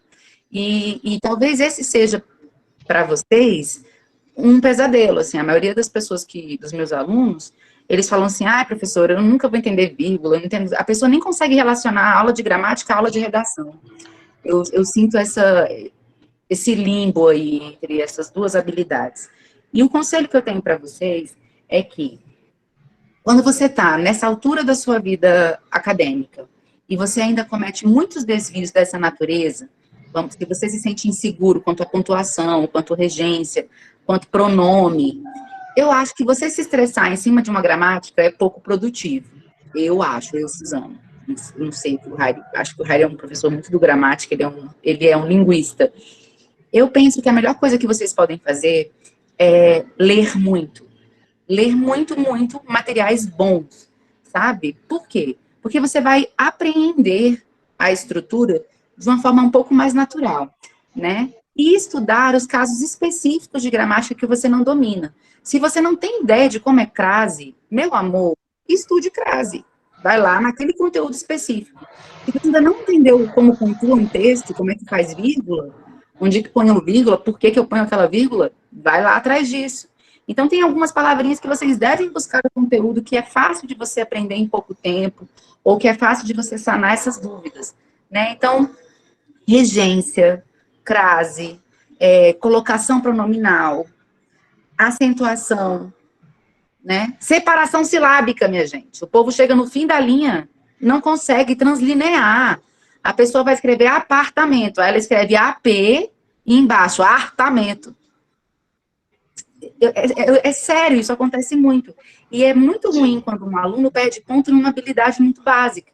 Porque eu acho que quando nós temos alunos que tiram notas muito baixas nessa natureza, primeiro, é o primeiro sinal de diferença social. Porque isso aqui é algo muito básico, né? Então, é porque esse aluno foi privado de aulas, de leituras, de textos, enquanto um aluno, por mais incompetente que seja, e esteja trabalhando numa instituição que pega pesado, numa escola mais comprometida, ele acaba sendo bem letrado. Então, por mais que ele não seja um gênio, ele só teve mais ensinamento artificial, linguístico, né? Então, se você tem dificuldade nisso, casse a sua dificuldade, estude sobre ela e leiam muito, por favor. A forma que vocês mais podem garantir compreender essas estruturas é lendo bons materiais, né? Leiam todo dia uma pequena crônica, um pequeno conto. Galera, tenham um compromisso de leitura. Isso, além de te dar repertório, vai te trazer segurança estrutural, né? Coisa que, às vezes, uma aula inteira de gramática, de alguém falando de oração, subordinado, substantivo, objetivo, direto, você fala, que merda é essa? Não vou usar isso nunca na minha vida. E talvez você não precise saber dessa especificidade para entender que ali precisa de uma vírgula, ou não, né? E, então, é isso. Eu aconselho que vocês se preenchem de leituras para cumprir bem essa habilidade. É exatamente isso mesmo, assim, eu sou um pouco atrelado mesmo a essas questões formais, né, pela natureza de formação, não que você não tenha tido a natureza de formação linguística, tá, Suzana? Não me compreendo dessa forma, mas a gente vai para lados diferentes, né? Então, assim, antes mesmo de dar uma aula de gramática, né, de falar sobre gramática, a primeira coisa é leitura, velho, não tem para onde correr. Sacou? Não tem. Você pode sentar a bunda na cadeira e estudar oração subordinada, substantiva, 70 dias durante 2 meses. Não dá, né? 70 dias não dá 2 meses. Dá mais, né? Eu tava vendo como eu sou bom de matemática, ainda bem que sou professor de português, né? Então, assim, você pode estudar a oração subordinada substantiva o tanto que for, cara. Se você não consegue reconhecer isso no texto, se você não tem bagagem textual, isso aí vai entrar por um ouvido e vai sair por outro. Por isso que muitos candidatos, muitos alunos têm dificuldade em análise sintática. Não é que vocês tenham dificuldades em análise sintática, é porque vocês não têm carga de leitura. Então, esse é o grande problema na hora de avaliar texto. Não, uma defesa também, o linguista, só uma defesa. Uma pessoa que sabe fazer análise sintática não necessariamente sabe construir. Não, sim. Né? Porque tem alunos assim que até tiram boas notas em gramática, mas não tiram boas notas em redação. Sim. Você deve ter alguém aqui que vive isso. Por quê? Porque ele é um aluno que tem boa memória. Então ele decorou, tem vírgula, é explicativa. Não tem vírgula, é restritiva. E mas isso é justamente não constrói a habilidade, né? Fazer o caminho reverso, né? Em vez de sair para a gramática para ir para o texto, você sai do texto e vai para o processo gramatical, cara. Exatamente. É o contrário que você tem que fazer. Né? Tanto então, é que tem gente que sabe sem saber por que sabe, mas sabe que ali tem que ter uma vírgula. Tipo, não sei por quê, professora, mas eu sentia que teve um cheiro, baixou um santo, e aqui eu vou pôr uma vírgula. Ou sabe que que determinada estrutura tem uma questão condicional, né? Que determinada estrutura vai, sei lá, desvelar uma contraposição de ideia, mesmo sem saber, né? Uma concessividade, mesmo sem saber o que isso é gramaticalmente, né? E nós, de maneira geral, nós somos escritores e falantes inatos, né, cara? A gente chega nesse rolê, nesse Brasil, nesse país chamado Brasil, e a gente começa a aprender essa língua. Então, falar que vocês não sabem a sintaxe da língua, que vocês não sabem gramática, isso é completamente uma besteira, é um equívoco. Na verdade, vocês não dominam esse gramatiquês, essas regras que a escola vai jogando goela abaixo em vocês, né? Essas paradas, esses manuais. Sabe para que serve a gramática? Vou falar para vocês. A gramática serve para o seguinte: quando você tem uma dúvida, você abre a gramática e vai tirar a dúvida. Gramática não é um livro para você ler. Vai ler Machado de Assis, vai ler Guimarães Rosa, vai ler Clarice Lispector, vai ler coisas legais na vida, não precisa ficar lendo gramática, né? Então, assim, tem muitos professores que falam assim, capítulo número 3 do livro de gramática. Véi, para quê? Não vai adiantar. Se você não sai do contexto para o texto, já era, velho. E isso também faz com que, eu queria, né, um momento de acolhida. Queridos alunos, vocês são competentes, linguisticamente falando. Vocês nasceram nesse país, essa língua é sua. Eu nunca vi um americano dizendo que não sabia falar inglês. O Brasil tem esse ranço dessa educação careta, que fica dizendo que se você... gente, blá, blá, blá, não tem nada a ver. Vocês são falantes competentes, tá bom? E você já tem uma gramática internalizada. Ninguém fala o menino bola foi. Ninguém fala isso, a não ser que a pessoa tenha problema cognitivo. O menino bola foi. Você sabe, tem que dizer, o menino foi a bola. Você sabe disso, que primeiro vem o sujeito, depois vem o verbo, depois vem o que aconteceu. Nenhuma criança, nenhuma pessoa erra a base da nossa estrutura linguística. Vocês têm uma gramática internalizada e ela vai ser enriquecida por leituras. Então, quando os professores mandam vocês lerem, sabe, isso é quase uma vacina contra as aulas, desculpa, Rairi, maçantes de gramática, né? Porque eu sei que as suas aulas não são maçantes de gramática, porque eu quase não tenho nenhum amigo gramático, gente, eu não gosto deles. Mas eu gosto de quando o aluno entende assim, nossa, mas que legal ele ter colocado esse sujeito indeterminado aqui, né? Olha o mistério que deu para a narrativa. Quem será, velho, que fez isso? Então, quando você começa a entender como a estrutura possibilita o texto, é muito bonito, né? Então, se sintam competentes linguisticamente, você não precisa saber todas as regras daquele livro bizarro, tá? Nem troque uma leitura da gramática por uma leitura de um texto literário, por uma leitura, sei lá, de um artigo científico, de um artigo de opinião. Não importa o que seja, leiam, é isso. Exatamente. E tentem ler coisas que te sejam desafiadoras. Assim, por quê? Para que você tenha, sei lá, sair da sua zona de conforto. Então, se você só lê textos, eu tenho alunos que só leem textos de cunho acadêmico. Só artigos, só coisas, sei lá, a galera das exatas, geralmente. Eles são assim. Enquanto eu tenho alunos que ficam lendo só poesia desconstruída. Pô, também não vai construir estrutura sintática. Então, pega um bom escritor que seja, sabe? Tem algum conselho, Rairi? De alguma, assim. Nesse momento. Eu acho que vocês... Pô, tá um bosta, Raio. Não, eu acho que vocês deveriam pegar, sei lá, Fernando Sabino, Luiz Fernando Veríssimo, crônicas simples, mas que são bem redigidas. Mia Couto. Mia leitura Couto. simples. Isso, exatamente. Deixa eu ver alguém. Drummond. Clarice. Só que a Clarice, ela é maluca, né? Pode ser que eles encontrem textos que eles não entendem nada. Que eu amo a Clarice. Mas peguem crônicas. Machado de Assis não é bom? Machado de Assis é demais. excelente. Só que as pessoas se sentem distanciadas pela época, né? Às vezes o vocabulário, do desafio vocabular, eu queria algo mais contemporâneo e simples, para que vocês compreendessem sem dificuldade e tivessem prazer, né? Então, leiam crônicas e contos, né?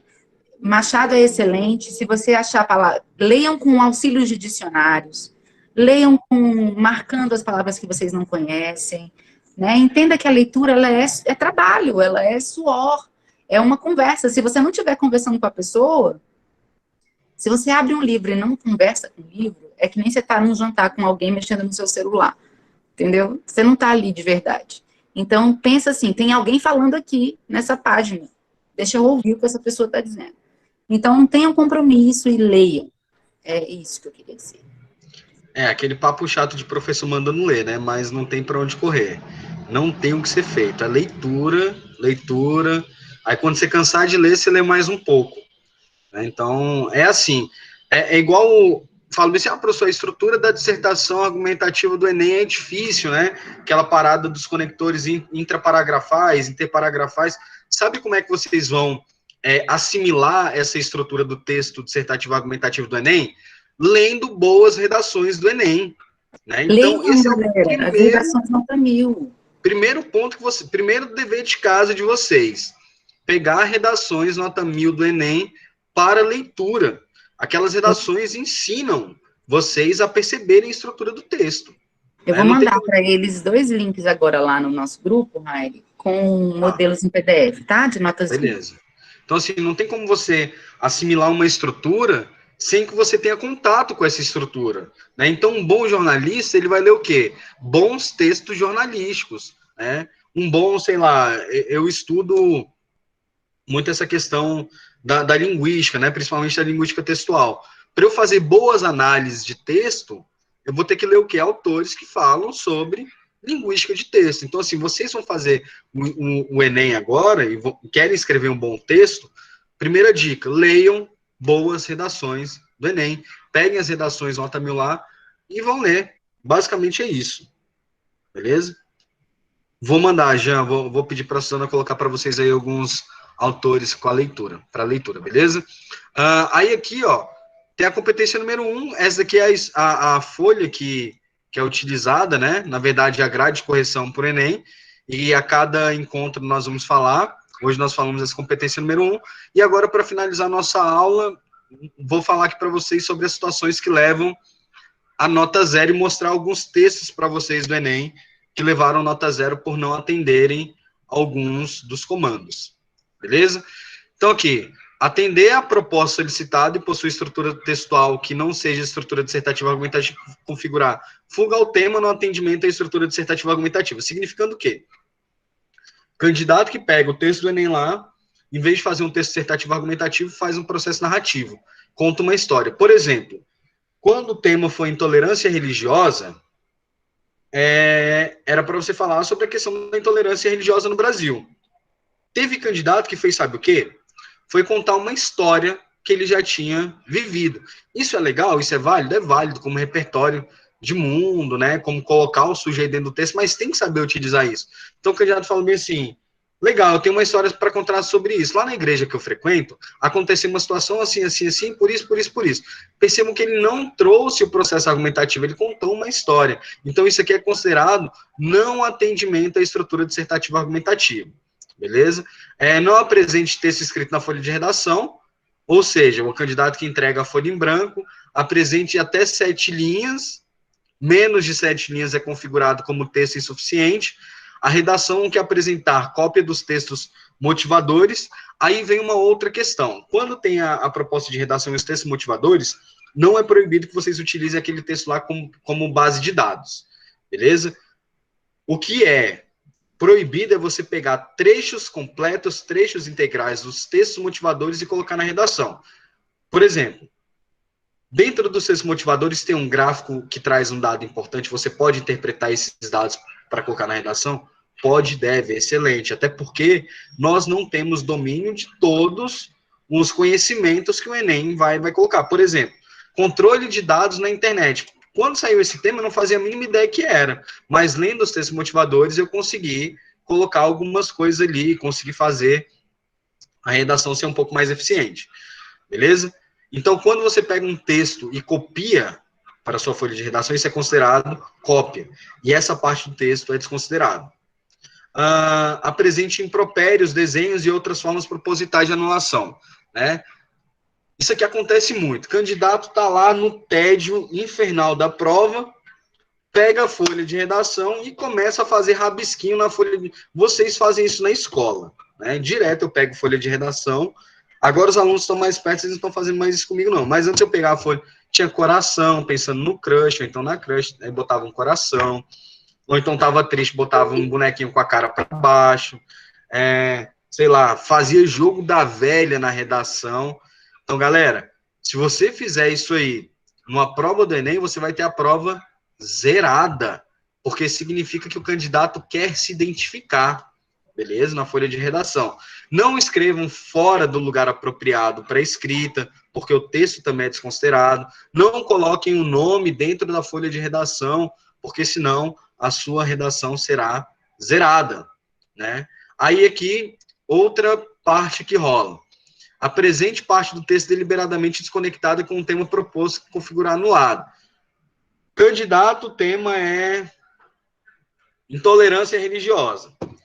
Aí o candidato, o que ele fez, cara? Ele leu tantos temas, ou tantas redações de um tema anterior do Enem, que ele falou bem assim, quer saber de uma coisa? Eu não vou escrever sobre intolerância religiosa, não. Eu vou escrever sobre o controle de dados na internet, que eu li mais e eu sei mais coisas sobre isso. Aí lá no meio da redação ele vai começar a escrever coisas sobre o controle de dados na internet. Isso aí é considerado parte deliberadamente desconectada com o texto. Isto é, seu texto será anulado. Beleza? Outra forma de tomar nota zero aí. Colocar o nome, assinar, rúbrica, ou qualquer outra forma de identificação no espaço destinado exclusivamente ao texto da redação, configurar anulado. Uma outra coisa. Antes, até o Enem de 2018, hashtag era considerado como uma forma de desenho, né? Isso aqui, ó, uma forma de desenho. Todavia, hoje vocês podem utilizar hashtag no texto do Enem. Por exemplo, vocês querem falar sobre preconceito racial. Aí vocês vão falar a questão do Vidas Negras Importam, né? E vão citar a campanha que teve na internet com a hashtag Vidas Negras Importam. Antes, quando você colocava, mesmo que fosse uma hashtag dentro do texto, era considerado marca de identificação. Hoje, não mais. Beleza? Ou então um texto que seja escrito predominantemente ou integralmente em língua estrangeira. Tem candidato que escreve texto em inglês, eu acho que ele quer testar os conhecimentos dele em inglês, ele escreve o texto em inglês. E uma coisa que eu falo que é extremamente importante para todos vocês, legibilidade, meu povo, legibilidade, né? Às vezes a gente pega a redação de aluno, parece que ele escreveu de cabeça para baixo. Eu falo isso porque o corretor do Enem, ele não vai ter muita paciência para corrigir seu texto, tá? Eu falo isso como corretor também que fui, né? Então, assim, um corretor, ele vai corrigir seu texto no máximo de estourando 4 minutos de texto, estourando. A sua redação vai ser corrigida em 4 minutos. Um candidato que tem uma letra não muito legível, né? Que tenha uma estética textual meio ruim.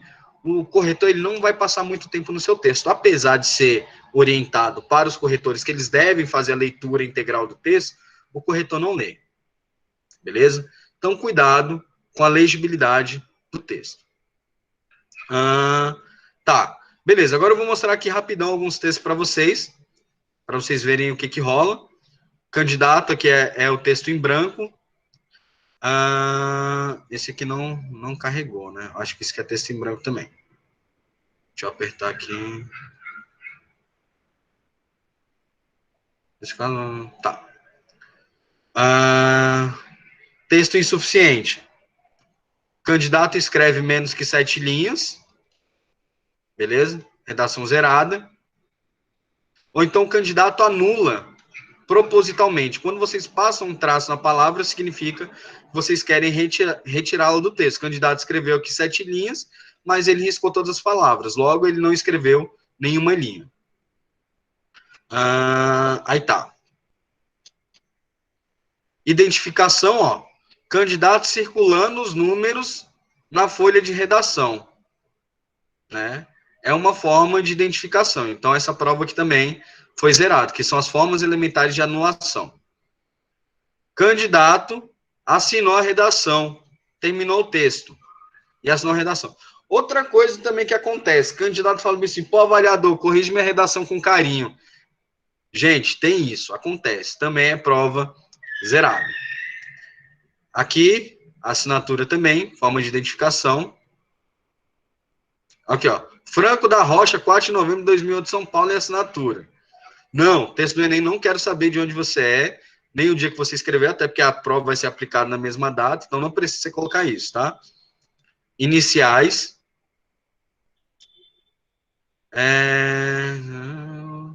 Tá. Desenho. Olha aí que legal.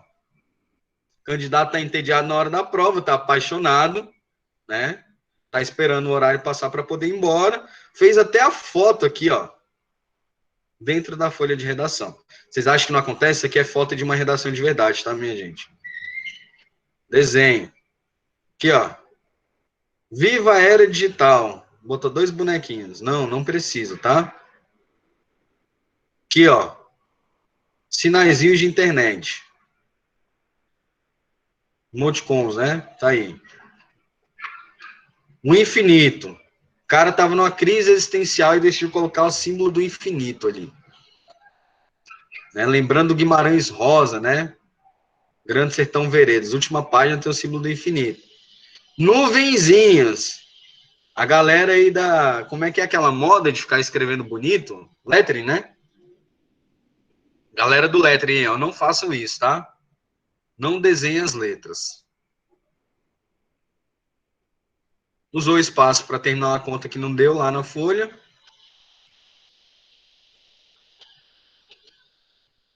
Botou o número de identificação no final. Sinal gráfico. 0 também. Asterisco. Arroba. Setinha.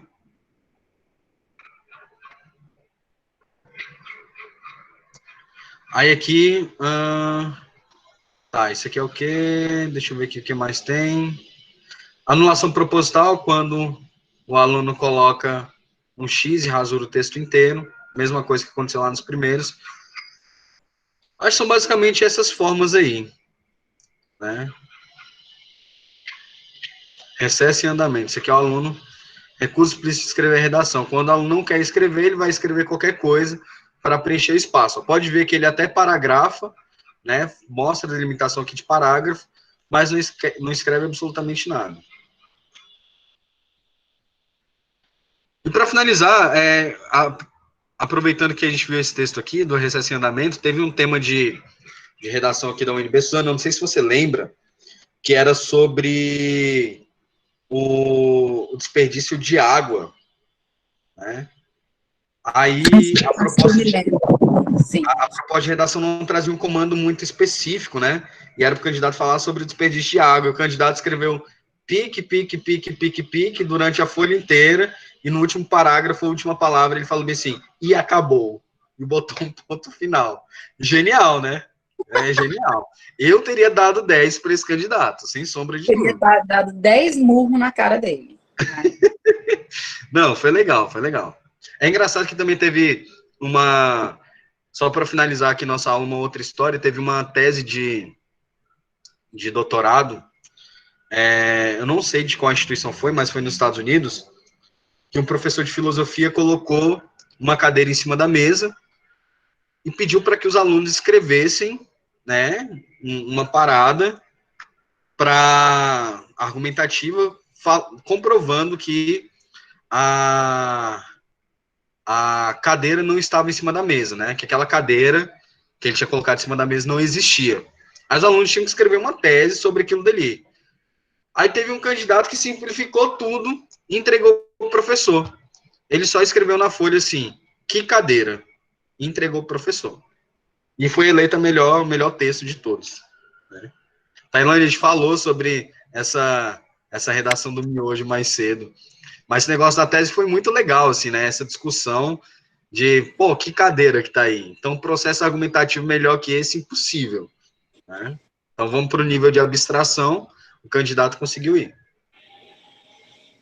Usando algum comentário final? Eu quero, já que, como hoje a gente está cuidando dessas coisas básicas, né, que é a apresentação do seu texto, eu coloquei para vocês alguns links, coloquei 2 apostilas nota 1000 lá no WhatsApp e o canal de um rapazinho que se chama Lucas Felp. Eu lembro que em 2018, quando o tema foi monitoramento de dados na internet, eu fiquei muito pistola, porque é um tema muito exclusivista, né, galera? Bora combinar que a gente tem um país aí que não sabe nem o rumo disso. Eu não sei, não, o que é monitoramento de dados na internet. Eu achava que era pura coincidência eu ter pesquisado aquele anel da Vivara, e daqui a pouco ele aparecer para mim em todo lugar. Então, eu nunca tinha estudado sobre isso, foi exclusivista, assim, ao extremo.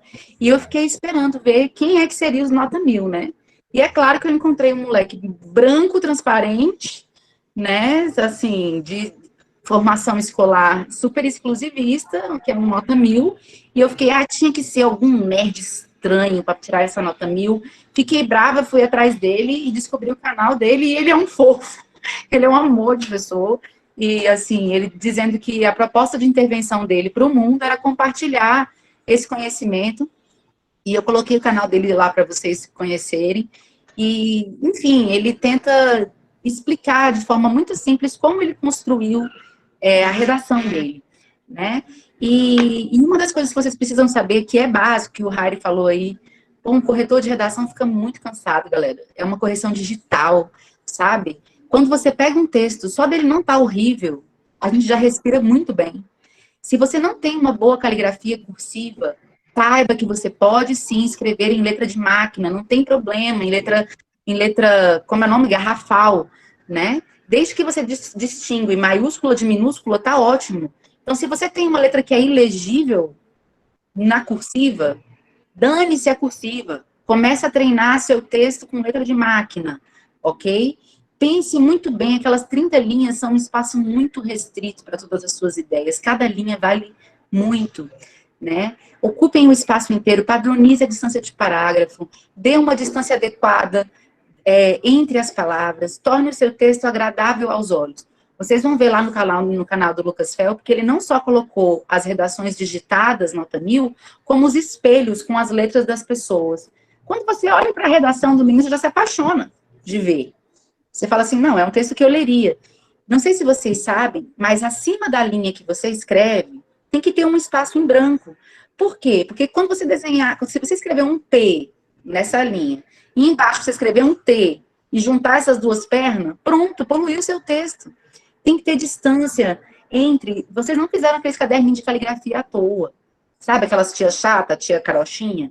Então... Suzane, isso aí não é do tempo deles não, Suzane. Isso é coisa nossa, que somos velhos já. Não, mas eu fazia caligrafia assim também. Não, minha avó me Fazia, obrigava. Thaís, caligrafia?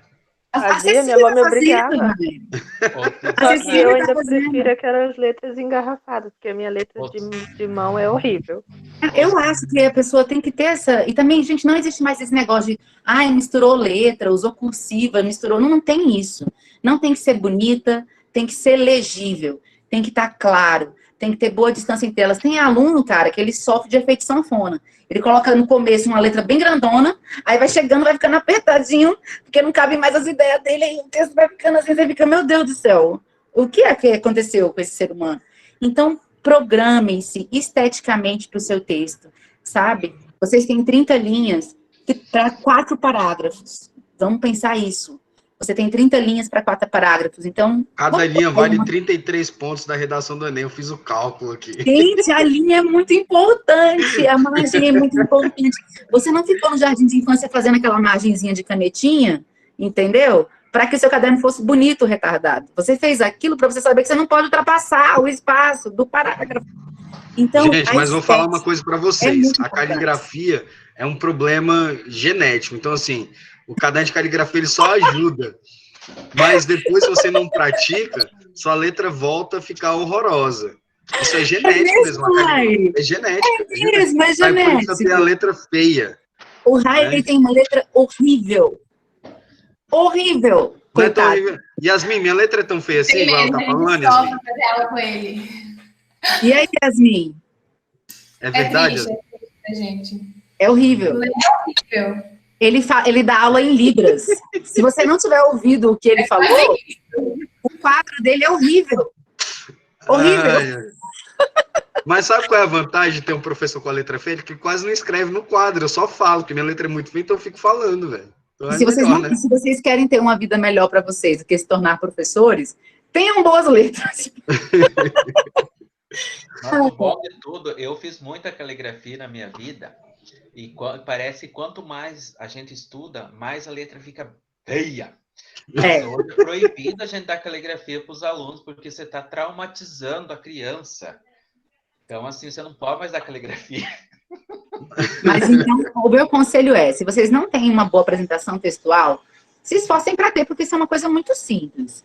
É só você não ultrapassar linhas E é legal, assim, também falar o seguinte, porque, assim, no Enem, eles não cobram essa questão da estética do texto mesmo, né, de paragrafo. O Enem vai ver se o aluno conseguiu paragrafar ali o texto, né? Agora, se chega até o final da margem, se não chega, isso aí o Enem não se importa com isso, literalmente.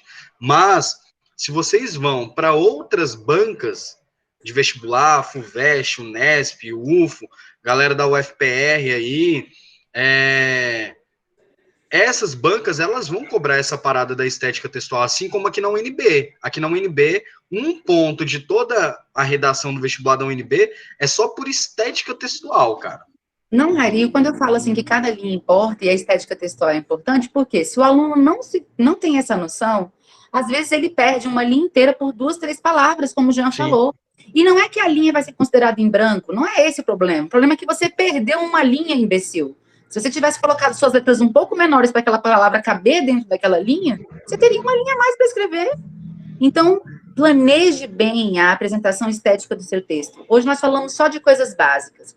Entender a tipologia do seu texto, entender como você deve escrever, qual é a característica de cada tipologia, e a primeira competência, que é a da correção gramatical, né? A correção gramatical e a apresentação textual. Se você não trabalhou ainda com letras de máquina, deixa eu virar a minha câmera, se eu sei fazer isso. Olha, gente, eu não sou uma... Eu tenho uma linda letra, o Harry morre de inveja, porque minha caligrafia é linda, mas meu caderno é caótico.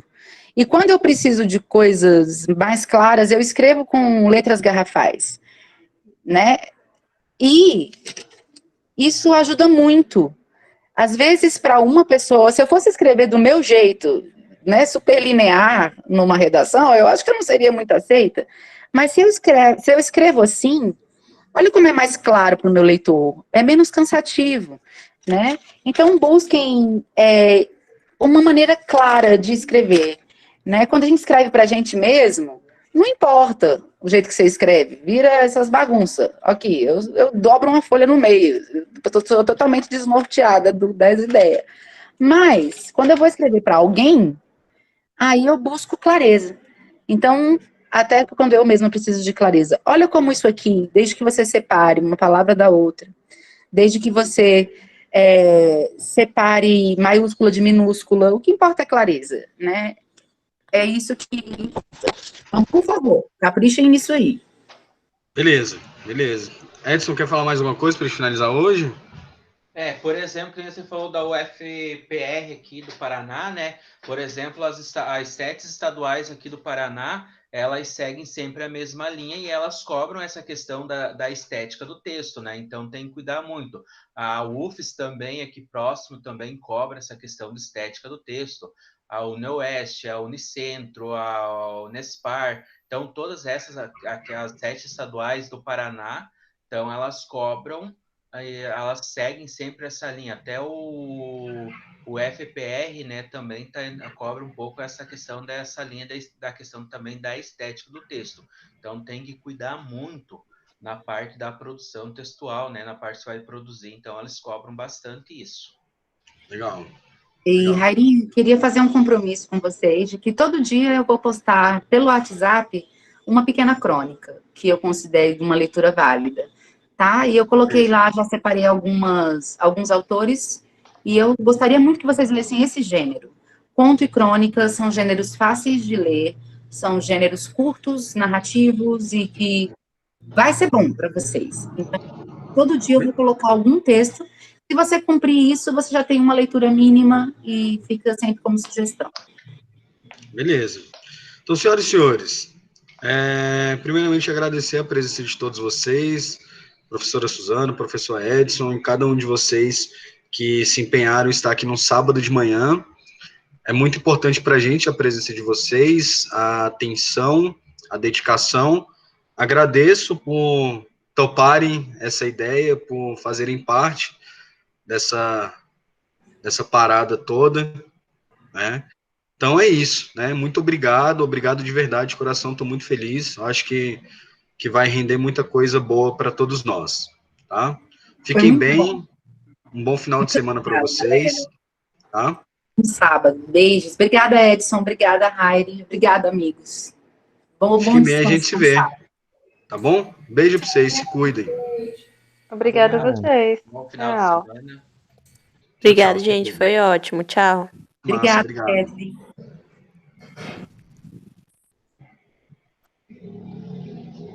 Vou esperar todos saírem para os professores irem embora, né?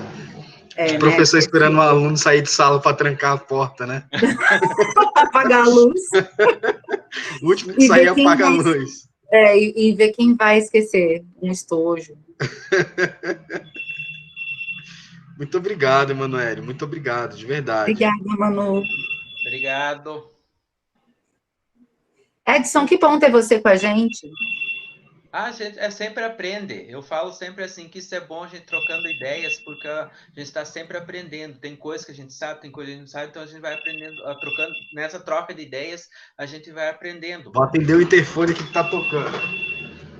Porque de região para região a gente percebe, por exemplo, a questão ali, que nem o professor Rai falou ali, que lá aí em Brasília eles cobram a questão da redação, né, dissertativo, argumentativo, expositivo. Por exemplo, aqui para nós não, né, eles cobram bastante. Por exemplo, a UniOeste, né, que é a estadual, ela cobra bastante a carta argumentativa, né.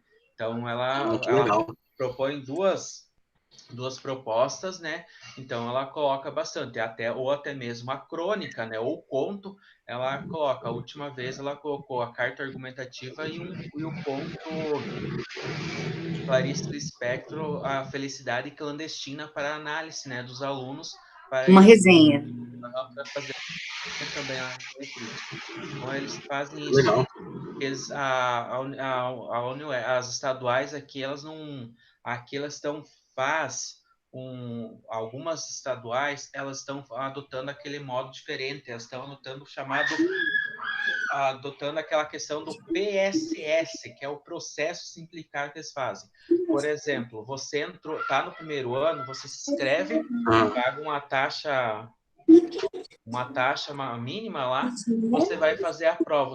Essa prova você faz com o conteúdo do primeiro ano.